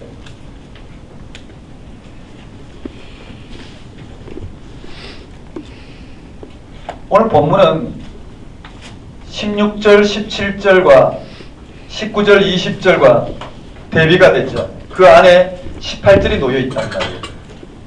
즉 16절, 17절은 출애굽 사건이에요. 그 다음에 19절, 20절은 앞으로 일어날 바벨론 포로 귀환이에요. 이것을 서로 대조적으로 이야기하면서 출애굽 당시 바다가 갈라져 새로운 길이 생겼어요. 그런데 19절, 20절에 보면 앞으로 사막과 광야의 새로운 길이 열리게 될 것이라는 거예요. 사막과 광야의 물줄기가 생긴다라는 거예요. 그래서 20절과 같이 백성들이 마음껏 어떻게 해요? 물을 마시게 될 것이라는 거예요. 그리고 여호와를 찬송하게 될 것이라는 거예요. 뭘 말하고 있는지를 봐야 돼요. 새로움, 즉 내가 새 일을 행하리니 이 새 일이 뭐냐라는 거예요. 새 일이 애굽으로부터 그들을 건져낸 일 말고 바벨론으로부터 그들을 건져내는 그 일 자체가 새 일일까? 그렇다면 왜 이전 일을 기억하지 말고 지나간 일을, 옛적 일을 기억하지 말라고 말했을까요? 새 일이 무엇이냐라는 거예요. 이미 그 해답은 언급됐어요. 한번 따라해볼까요? 너희의 하나님을 보라. 하나님을 보라. 하나님을 보라는 거예요. 역사 가운데 그들이 흥망성쇠하는 걸 보지 말라는 거예요. 그것이 새 일이 아니라는 거예요. 다시 애굽으로부터 건져냄 같이 바벨론으로부터 이스라엘 백성이 돌아와서 다윗과 솔로몬 같은 영광을 누리는 게 새 일이 아니라는 거예요. 그런 일이 아닌 전혀 다른 하나님의 일을 지금 드러내시겠다라는 거예요. 그게 뭘까요?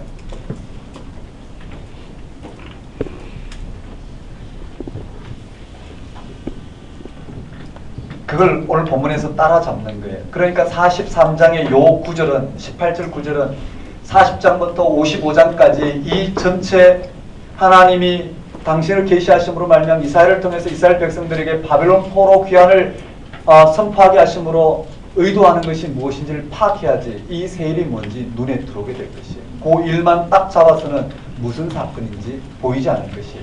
또 역사 전체 가운데 하나님이 계시하신 당신의 사건이 무엇인지 그 심층적인 이해가 있을 때 새 일이라는 것이 포착이 되겠죠. 아니면 뭘까요? 단지 바벨론으로부터 돌아오는 정도, 그것이 새 일 정도로 보고 하나님의 이러한 궁극적으로 말씀하신 의도와는 좀 달리 우리가 받을 가능성이 있죠. 얼마나 많은 이 말씀을 우리가 예언을 듣나요? 그러나 40장부터 55장까지 걸쳐 선포되는 그 새 일이 무엇이냐라는 거예요.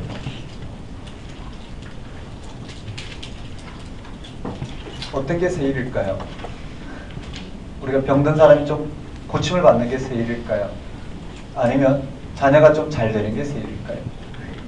좋은 스남 스녀 만나서 좋은 가정 이루는 게 새 일일까요? 그렇지는 않을 거예요. 그렇죠? 그런 것은 오늘 우리에게 새 일이라 할 수 없어요. 네. 우리 일상에서 삶의 조건들을 바꿔 나가는 일은 중요하지만 그것은 궁극적으로 새 일이 아니고 옛 일이에요. 그렇다면 도대체 이사야가 말하는 하나님의 새 일은 무엇일까? 지금 이사야가 바벨론 포로 귀환을 염두에 두고 있다면 결국 그런 정치적인 해방이 새 일일까요? 과연 성경은 그걸 말하고 있을까요? 그렇지 않다라는 거예요. 바로 여기서 우리 성서 읽기와 해석이 자칫 근본을 놓치고 그 길로 빠질 염려가 있죠. 왜냐하면 성서는 이 한 구절에 다 나타난 것이 아니라 이 한 구절은 이 전체를 배경으로 드러난 것이기 때문에 이 새 일이란, 적어도 이사야 40장부터 51장까지 드러난 새 일이란 도대체 무엇일까? 바벨론 포로 그 자체일까? 바벨론 포로 귀환 그 자체일까? 그렇다면 저 종의 노래들은 도대체 뭘 이야기하고 있을까? 이 순환의 종을 통해서 열어낼 하나님의 온전한 통치, 그건 뭘 말하고 있을까? 이 새 일은 종의 노래를 통해 선포되는 하나님 나라 일과 무관하지 않을 것이에요. 이사야가 비록 정치적 사건을 언급하고 있지만, 바벨론 포로 귀환을 언급하고 있지만 그 사건 자체가 핵심이 아니에요. 그것을 일으키시는 하나님이 핵심이에요. 지금 뭘 드러내고 있다고요? 하나님이란 존재를 이스라엘의 이런 정치적인 구속과 해방을 통해서 우리에게 들려주고 있어요. 하나님이 곧 새 일의 원천이라는 거예요. 이해되시겠어요? 바벨론 포로 귀환이 아니라 그 일을 일으키신 하나님이 새 일의 원천이라는 거예요. 비록 이스라엘의 포로 귀환이 일어나지 않는다 하더라도 하나님은 다른 방식으로 새 일을 이루셔요. 왜냐하면 하나님은 바로 그렇게 존재하시고 그렇게 행동하시고 그렇게 세상을 구원하시기 때문에. 이 말 이해되시죠? 따라서 오늘 우리에게 중요한 건 하나님의 이 구원 행위를 향한 영적인 민감성이라 해야 될까요? 우린 그것을 영성이라 하죠. 그게 준비된 사람에게는 이 세상의 모든 일들이 여호와 하나님이 일으키시는 새 일로 다가올 것이. 우리의 모든 일상의 삶은 그것 자체로 어떻게 해요? 새로운 일이 아니라 그 일을 일으키시는 하나님이 새 일이라는 거예요. 그게 눈에 들어와야 되겠죠.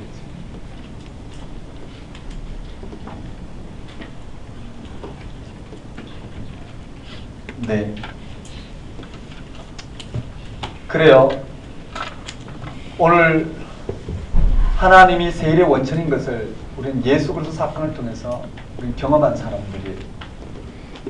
우리는 궁극적으로 예수의 부활에서 생명의 새로움을 인식하고 희망하게 되었죠.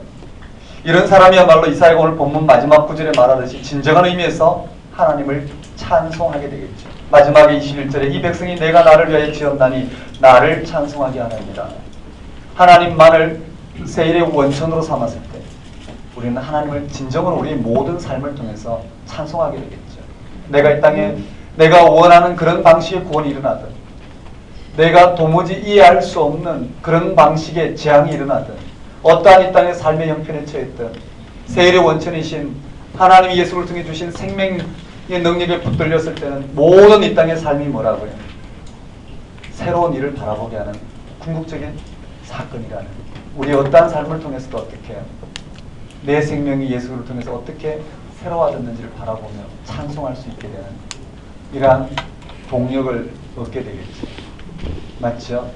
이스라엘 백성들이 이 일을 일으키시는 하나님을 그들의 구원의 원천, 세일의 원천을 삼지 못하고 바벨론 포로 귀환만을 그들의 원천으로 삼았기 때문에 56장부터 66장까지는 이사야가 다시 예언하는 거예요. 그들을 향해서. 그게 아니라는 거예요.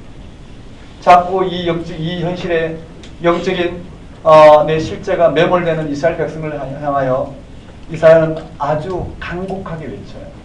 지금 56장부터 66장까지는 예루살렘으로 돌아왔지만 바벨론 포로부터 귀환했지만 여전히 어떻게 해요?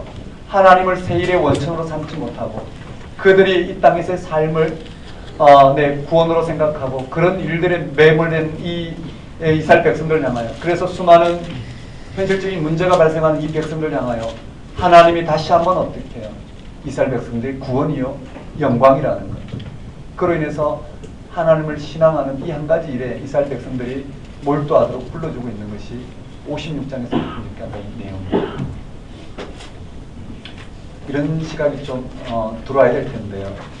구약 전체에서 언급하고자 하는 건 바로 이스라엘 역사를 통해서 언급하고자 하는 계시는 바로 그거라는 거예요. 뭐냐면 하나님이 바로 오늘 우리의 구원의 토대요, 하나님이 우리가 돌아갈 곳이요, 하나님이 우리의 본향이요, 하나님만이 오늘 우리의 생명의 근원이요, 하나님만이 우리 인생이 살아 숨쉬는 유일한 피난처라는 거예요. 이 땅에 어떠한 우리의 삶의 모양도 어떠한 것도 구원이 될 수 없고 결정이 될 수 없는 하나님만이 우리의 새로움의 원천. 누가 그것을 알 수 있을까요? 예수 그리스도의 십자가 부활 사건을 통한 하나님의 실존 가운데 섰을 때만 가능한 부분일 것이에요. 그게 쉽지가 않단 말이죠. 우리가 성서를 통해서 뭘 말하고 있는지 우리 신앙의 실존을 해명하는 게 신학이죠. 그 신학을 통해서 우리의 신앙이 무엇인지를 해명된 그 토대 위에 우리의 실존을 두고 살아가는 게 영성일 것이에요. 우리에게는 어떻게 하나님의 일이 무엇인지를 해명할 수 있는 신학적인 눈이 필요할까? 그 말은 우리에게 어떻게 하면 영성이 우리 가운데, 그치요? 하나님의 영성이 우리 가운데 충만할까? 그것은 성서를 통해서 궁극적으로 무슨 말을 하고 있는지 그 세계 속으로 들어가야 될 것이에요. 이게 쉽지가 않다는 거예요. 쉽지가 않은 이유는 우리가 너무나 편견에 휩싸였고 이런 성서의 세계에 궁극적으로 드러나고 있는 이런 하나님의 궁극적인 이 땅을 향하신 통치를, 하나님 나라와 그 의를 온전한 해명을 통해서 우리한테 들려주는 좋은 선생들을 우리가 그다지 만나지 못했기 때문에 늘 성서는 그 도구이지. 성서는 그저 우리가 이 땅에 살아가는 데 필요한 하나의 도구로 전락했지, 우리의 신앙을 새롭게 해명하고 우리의 토대를 새롭게 둬야 되고 우리가 생각하는 모든 생각을 새롭게 어떻게 규명하고 우리가 생각하는 모든 하나님에 대한 표상을 새롭게 허물고 근원적으로 붙들어야 될 궁극적인 오늘 우리의 신앙의 토대임을, 믿음의 토대임을 그렇게 삼지 않는다라는 거예요. 그게 제일 안타까운 부분이죠. 우리는 그렇다고 생각하지만 그렇지 않아요. 그렇죠? 성서를 늘 우리 생각이 분명하죠. 그래서 늘 성서를 우리에게 발췌해서 오늘 우리의 신앙의 근거로 삼지, 실제로 우리의 신앙의 토대를 허물고 성서의 토대를 두고 오늘 우리가 날마다 이 신학적 성찰을 통해서 우리의 삶의 지평이 성서가 말하는 그런 궁극적인 하나님의 인식으로 들어가느냐면 그렇지 않다. 늘 기도하는 기도, 우리 기도하지, 성서에 조명된 그런 영적인 깊이를 향해 가는 기도가 우리 가운데 매일 진전된 기도로 쓸까요? 우리의 사역에 늘 내가 하던 부분을 들고 가지, 그것이 하나님 뜻과 무관할 수 있다는 것, 그것을 우리는 얼마만큼 눈치를 챌 수 있을까요? 맞죠?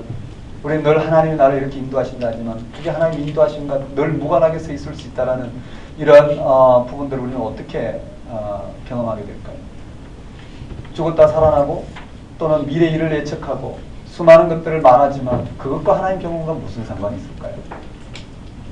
하나님의 경험이란 성경에서 말하는 하나님의 경험은 분명하잖아요. 성경에서 말하는 하나님의 경험은 그렇게 하나님의 경험이라 이야기하는 모든 것들을 다 상대화시키고 하나님 자체를 근원으로 삼고 그 하나님의 관점에서 하나님이 우리의 생명의 토대가 되는 이런 영적인 토대 위에서 우리 삶을 바라보는, 그러므로 우리의 삶이 무엇과 같은지를 조명해내는, 그리고 그러한 하나님 나라와 의가 우리의 삶을 통해서 드러내기 위해서 궁극적으로 내 삶을 완전히 못 받고 하나님이 통치하시는 그런 생명의 능력 가운데 가고자 매일매일 분투하는 이런 삶이 우리 가운데 그렇게 쉽게 펼쳐지느냐라는 게 그렇지 않다는 겁니다.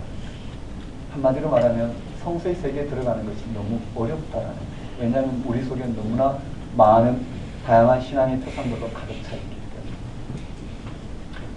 때문에 이사야 말씀을 이렇게 읽고 종의 노래를 이렇게 읽고 하나님 나라가 무엇과 같은지 이걸 드러난다고 해서 우리가 이 삶을 받아들일까요?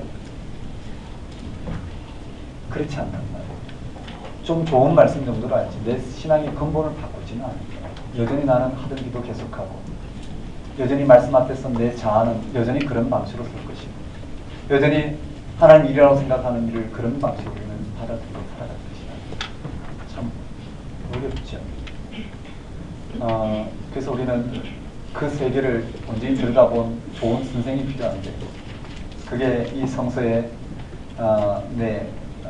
하나님의 경험을 들려주고 있는 신앙의 선배들의 이야기이며 그 성서 세계로 들어가서 말씀을 가르쳐주고 있는 많은 주옥 같은 신학적 서적들이 우리에겐 좋은 선생이 되지 않을까 생각해요.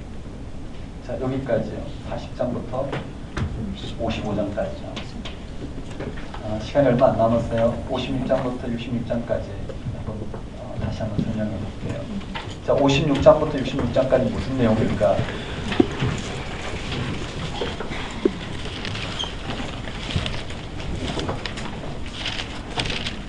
(56장부터 66장까지는) 이렇게 이사야가 예언했는데도 그들은 뭐라고요?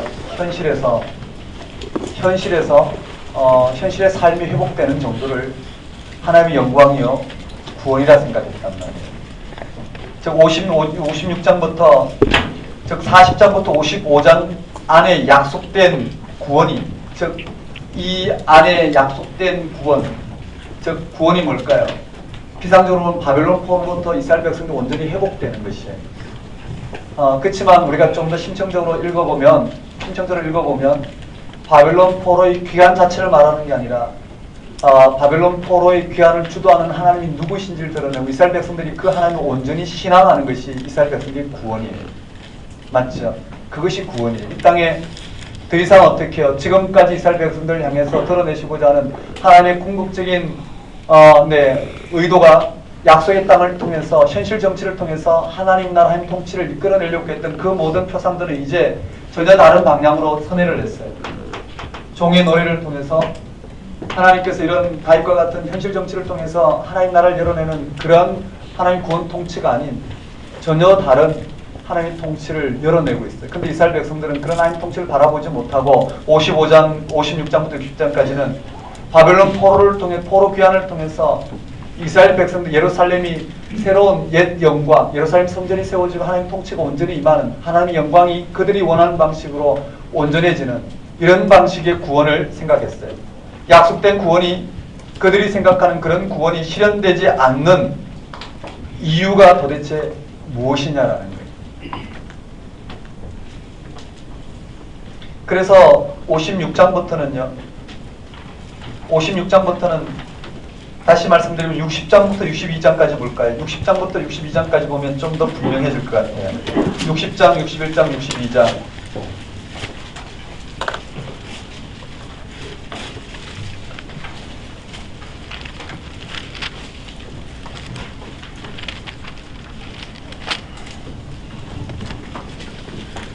여기가 핵심이에요.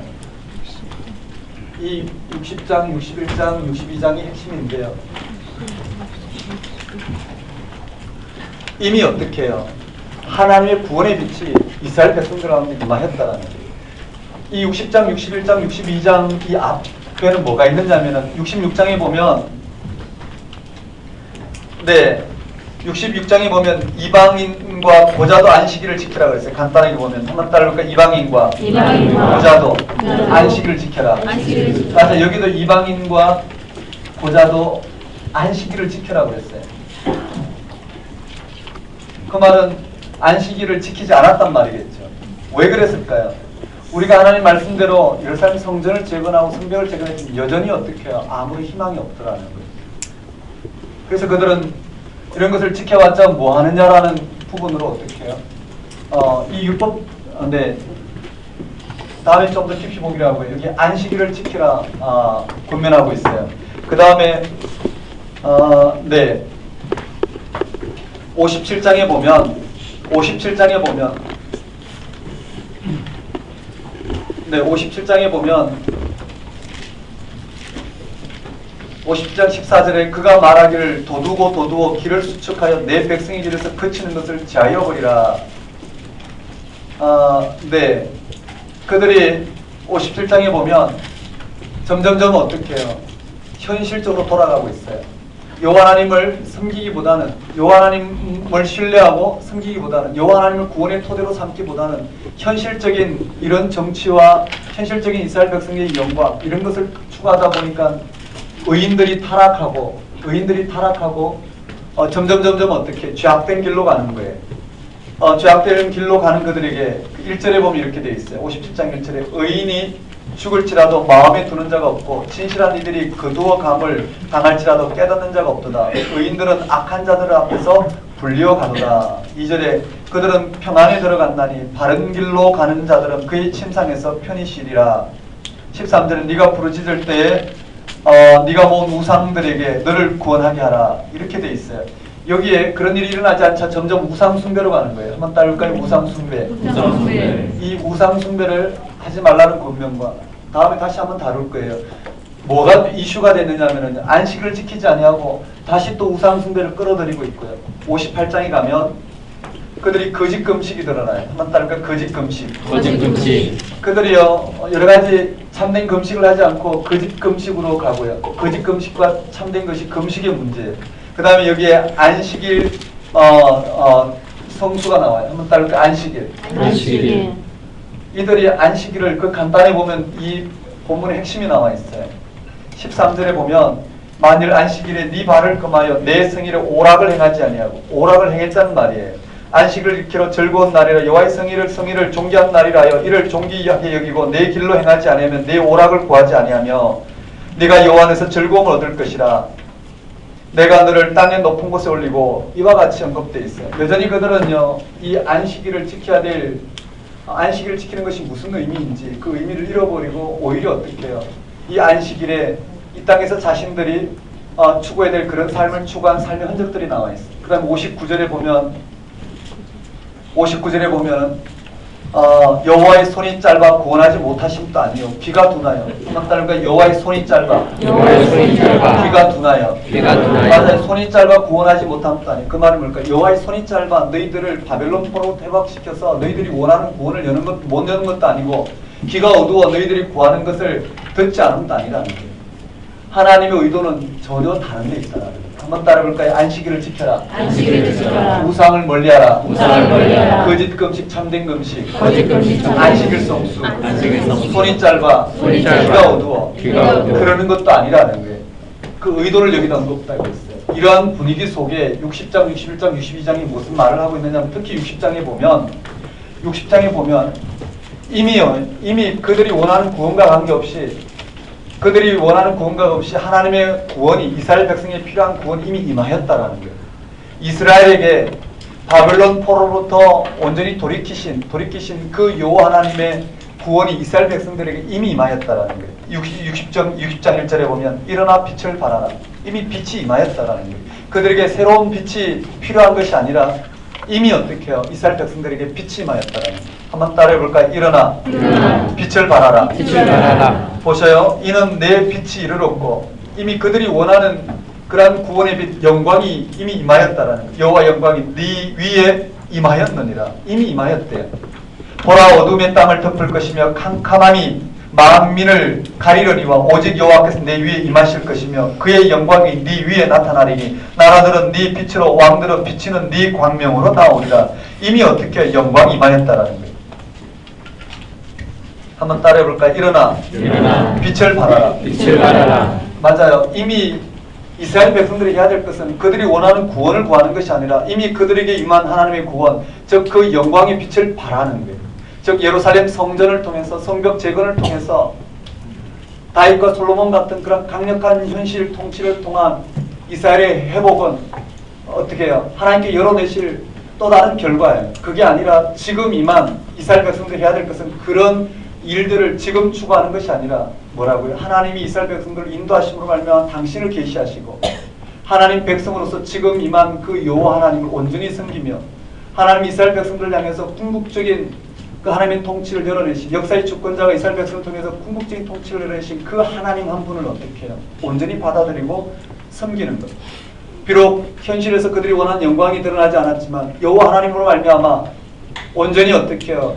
세상은 그런 것을 영광으로 삼지만 이스라엘 백성은 그 모든 것을 주관하신 여호와 하나님이 지금 초라하지만 이스라엘 백성들 가운데 함께 하셔서 그들로 하여금 열어내시고자 하는 그 하나님의 구원을 바라보고 온전히 어떻게 해요? 하나님을 섬기는 것. 그것이 이스라엘 백성이 지금 당장 해야 될 일이라는 거예요. 한번 따라해볼까요? 일어나. 빛을 발하라. 맞아요. 일어나 빛을 발하라. 이미 하나님의 영광, 이 빛은 영광을 이야기하죠. 하나님의 영광이 이미 이스라엘 가운데 드러났다는 거예요. 그것을 드러내는 것이 이스라엘 백성들의 소명이에요.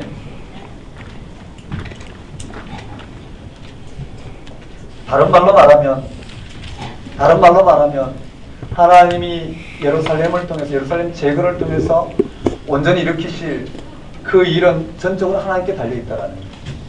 그 일은 전적으로 하나님께 달려있고 이스라엘 백성들 오직 그 일을 일으키실 하나님을 온전히 어떻게 해요? 신앙하며 찬양하며 그 하나님을 온전히 섬기는 것. 이와 같이 그들에게 그런 예루살렘 재건을 통해서 바라보는 영광이 주어지지 않는다 해서 이와 같이 안식일을 지키지 아니하고 이와 같은 또 다른 우상을 끌어들이고 이런 종교적인 행위가 점점 형식으로 치우쳐지는 이런 것이 아닌 이미 어떻게 하나님께 그를 불러주셨으므로 그들을 통해서 열어내실 그 모든 결과는 하나님께 놓여있고 하나님이 하실 일이고 하나님이 그 일을 이루시도록 당신을 계시하신 그 계시 사건 앞에서 이스라엘 백성은 어떻게 그 하나님을 온전히 신앙하는 것. 그것이 결과적으로 어떻게 해요? 궁극적인 하나님의 영광에 들어갈 수 있는 궁극적인 하나님의 구원에 들어갈 수 있는 유일한 길이라는 거예요. 잘 설명이 됐으면 좋겠어요. 이해되시나요? 여기에서는요. 완전한 하나님께서 오늘 우리의 모든 미래를 하나님께 열어내실 거라는 거예요.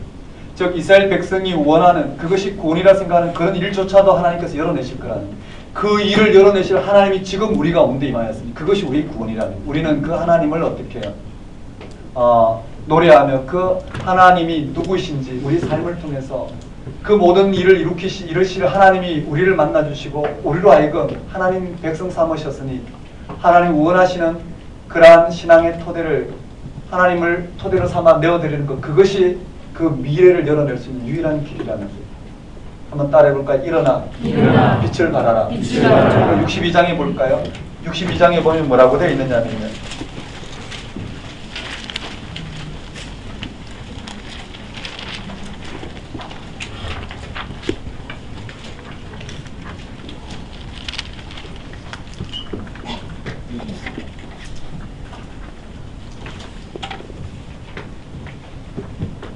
거기에 여기 한번 따라보겠습니다. 일어나 빛을 발하라. 지금 당장은 어떻게 빛을 발할 수 없는 어두운 가운데 있지만 이스라엘 백성들이 생각할 때는 어두움이지만 그러나 이스라엘 백성들은 이미 빛이 임하였다라는 거죠.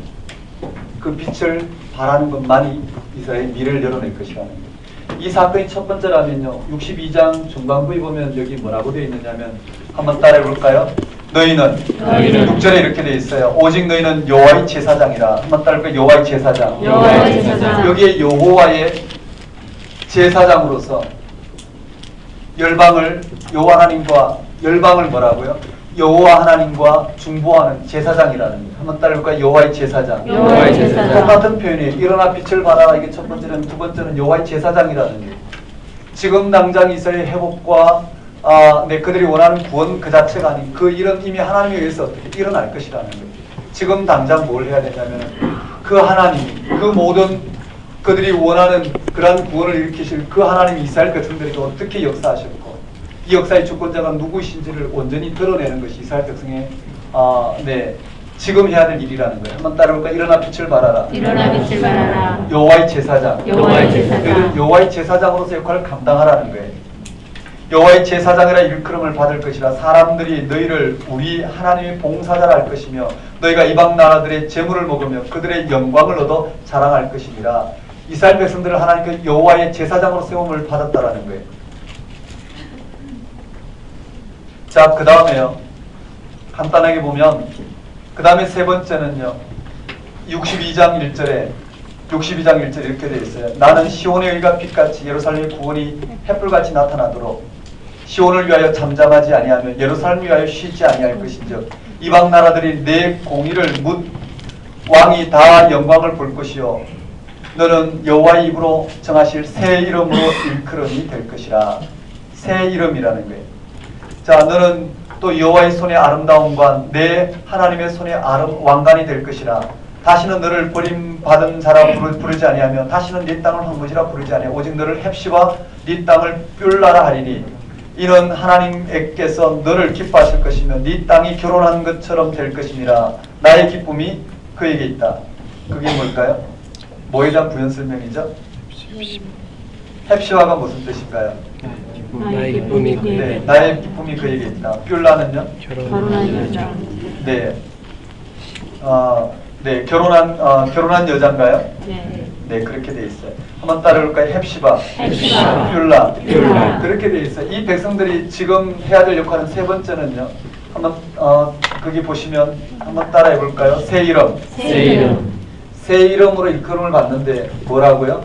헵시바. 한번 따라볼까요? 헵시바. 헵시바. 뷸라. 뷸라. 이렇게 돼 있어요. 즉 지금 이스라엘 백성은 이와 같다라는 거예요. 일어나 빛을 받아 하나님의 영광이 임하였고 여호와의 제사장이고 이 새 이름 헵시바와 뷸라로서 하나님 앞에 어떻게 해요? 새롭게 부름받은 존재라는 거예요. 이해되시죠? 근데 현실적으로 보면 어떻게 해요? 그들이 뭘 하고 있느냐면 이와 같이요. 안식일을 지키지 않고 있고요. 우상 숭배를 하고 있고요. 거짓 금식을 통해서 주일 성수를 마치 오락거리로 삼고요. 그들은 여전히 어떻게 해요? 하나님의 구원이 나타나도록 기다리고 있다라는 거예요. 그런데 그들에게는 뭘까요? 이미 하나님의 구원이 임하였다라는 거예요. 이와 같이. 그런데 이런 영적인 인식이 없는 이들에게 어떻게 하면 60장과 61장 2장이 언급된 이런 그들의 정체성이 형성이 될까? 그 해답이 61장에 언급되어 있어요. 1절에. 한번 따를까? 메시아 사역. 메시아 사역. 이 메시아가 임할 때만이 어떻게 해요? 지금 우리에게 하나님의 영광이 얼마나 놀랍게 임하였는지 오늘 우리가 열방을 향한 이와 같은 제사장으로서 새 이름을 얻어서 우리가 하나님의 기쁨이 되고 하나님의 생명에 참여한 자 된 것을 알게 될 것이라는 게 누구를 통해서? 이 메시아 사역. 이게 바로 예수 그리스도를 통해 드러난 저 1장, 2장이 종의 노래 첫 번째, 두 번째, 세 번째, 네 번째를 통해 드러난 결과예요. 거기에 1절에 메시아의 구속 사역이죠. 1절 한번 읽어볼게요. 61장 1절에 시작.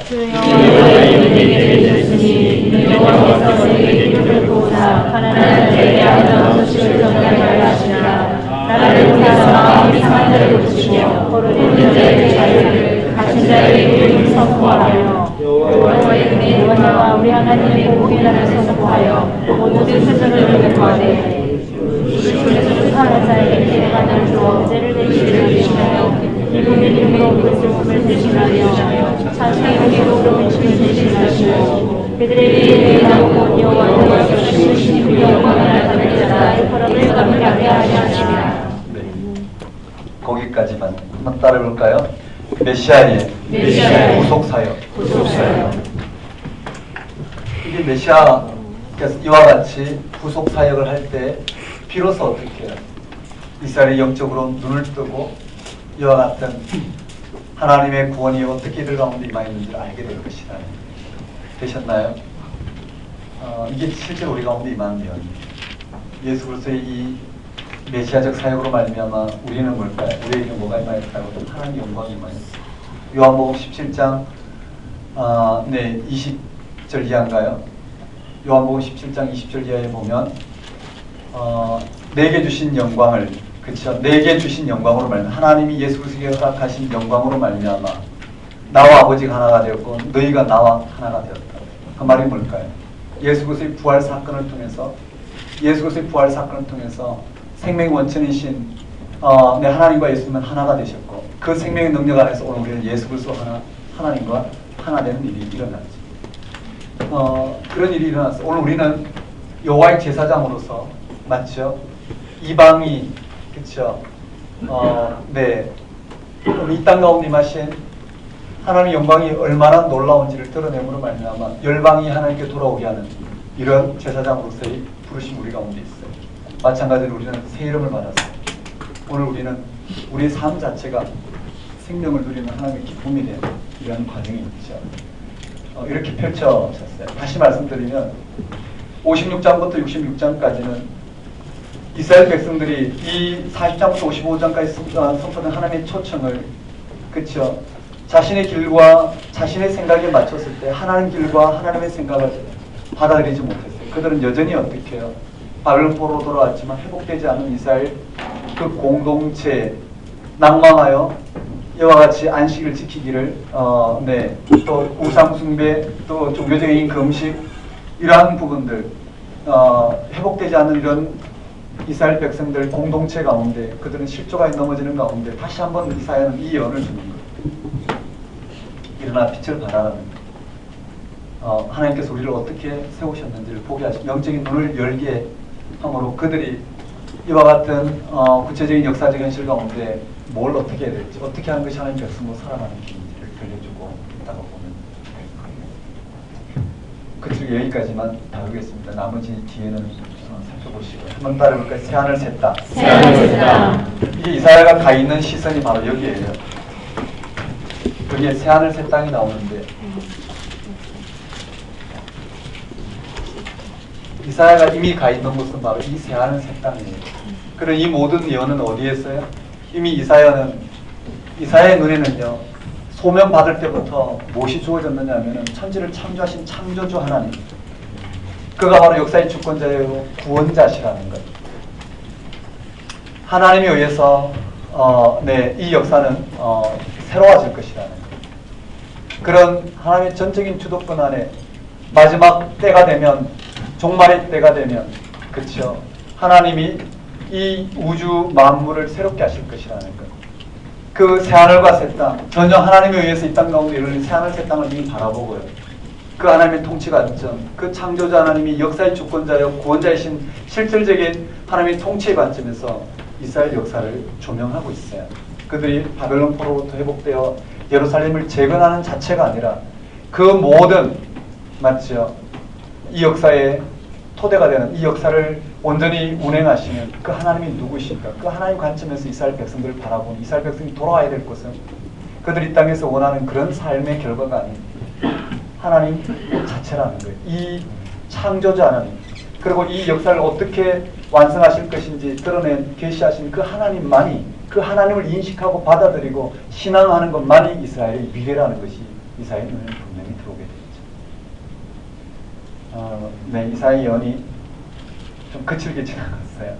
그렇지만 한번 이렇게 보고 다음에 조금 더 속도를 내서 들여다보면 좀 확실해지지 않을까. 66장까지 내용 자체가 쉽지가 않아요. 그래서 반드시 가서 일주일 내내 여러분 공부하게 될 거예요. 제대로 하시면. 자, 한번 따라해 볼까요? 내 백성을 위로하라. 내 백성을 위로하라. 여기에는요, 하나님의 초청. 하나님의 초청. 이 안에 무엇이 들었는지 이렇게 간단하게 정리해도 돼요. 그리고 56장부터 66장 가운데는 60장, 61, 62장이 핵심이에요. 그 앞에 어떤 내용들이 견성 있게 전개되고 그 이후에는 어떻게 펼쳐졌는지, 핵심은 새하늘 새 땅으로 가는 장면입니다. 이사야의 눈에 걸려온 하나님의 보좌, 이사야의 눈에 보인 하나님의 보좌 앞에서 이 땅을 바라본 하나님의 통치, 즉 이사야의 눈에 들어온 하나님이 도대체 누구이실까? 그게 이사야 65장, 66장에 잘 나타나겠죠. 저 새하늘 새 땅, 이 역사를 근본적으로 새롭게 하실 분은 우리 여호와 하나님이시라. 그를 온전히 아는 것만 실질적으로 구원이라는 거예요. 그렇지 않을까요? 이 역사를 근본적으로 새롭게 하시고 그 하나님 앞에 우리가 원하는 이 땅의 모든 잠정적인 삶은 한낱 어떻게 해요? 한 방울이 물과 같고 티끌 같고 먼지와 같지 않을까요? 무엇이 의미가 있을까? 이 모든 것을 가능하게 하신 여호와 하나님 온전히 신앙하는 것, 그것만이 우리의 미래요 구원이라고 할 수 있겠죠. 자, 이사야는 이렇게 갔고요. 정말 이사야는 제대로 다루려면 늘 제가 부엉이하다시피 다뤘습니다. 다음 시간에는요 예레미야 에스겔 에스겔부터 다룰 텐데요. 그때 보면은 예레미야가 제일 분량이 많아요. 52장까지지만 내용 자체가 많아요. 이사야보다 훨씬 많고요. 그 다음 시편보다도 더 많아요. 구약 전체에서 가장 많은 단어와 분량을 갖고 있는 게 예레미야예요. 네. 그 다음에 에스겔은 또 아주 독특한 예언 양식이죠. 어렵죠. 그렇지만 우리가 실제 좀 살펴볼 수 있습니다. 이사야는 분량 자체가 이렇게 장수가 많아서 두 칸으로 이렇게 그렸는데요. 다음 시간에 우리 에스겔, 예레미야 살펴보고 그 다음에 다니엘과 소신 선지서 한두 개 살펴보고 이번 강의 마치도록 하겠습니다. 기도하겠습니다. 하나님 아버지, 새로움의 원천인 하나님이심을 알게 하셨사오니 하나님을 온전히 신앙할 수 있도록 저희 영적인 지평을 허락하여 주옵소서. 창조주 하나님이요 역사의 주권자요 예수 그리스도의 부활 사건을 통한 오늘 우리의 구원자이심을 온전히 깨닫게 하셨사오니 실제로 이 하나님을 온전히 신앙함으로 말미암아 하나님의 영광이 이 땅 가운데 얼마나 놀랍고 충만한지를 깨닫게 하셔서 오직 하나님의 영광을 온전히 드러내는 당신의 백성으로 살아갈 수 있도록 인도하여 주옵소서. 우리가 이 땅에서 바라보고 있는 이 모든 삶의 자락들이 얼마나 잠정적인지를 깨닫게 하셔서 우리의 삶이 이루어지고 이루어지지 않고에 매몰되지 않게 하옵시고 우리 이 땅의 삶의 구체적인 흥망성쇠에 매몰되지 않게 하옵시고 이 모든 것을 가능하게 하시고 회복시키신 하나님의 구원 통치 하나님 나라와 그 의에 우리의 모든 삶의 토대를 둘 수 있도록 주장하여 주옵소서. 일상 가운데 맡기신 이와 같은 부르심대로 하나님 응답하기 위해서 반응하는 저희들 이런 구체적인 삶에 매몰되지 않도록 날마다 말씀을 열어 하나님의 통치를 바라보게 하옵시고 이 역사를 주관하신 하나님을 온전히 하나님 삶의 토대로 삼게 하셔서 그 어떠한 현실의 무게 가운데서도 온전히 생명의 자유함을 맛보고 기뻐하며 마음껏 하나님을 찬송할 수 있도록 주장하여 주옵소서. 예수님 이름으로 기도드립니다.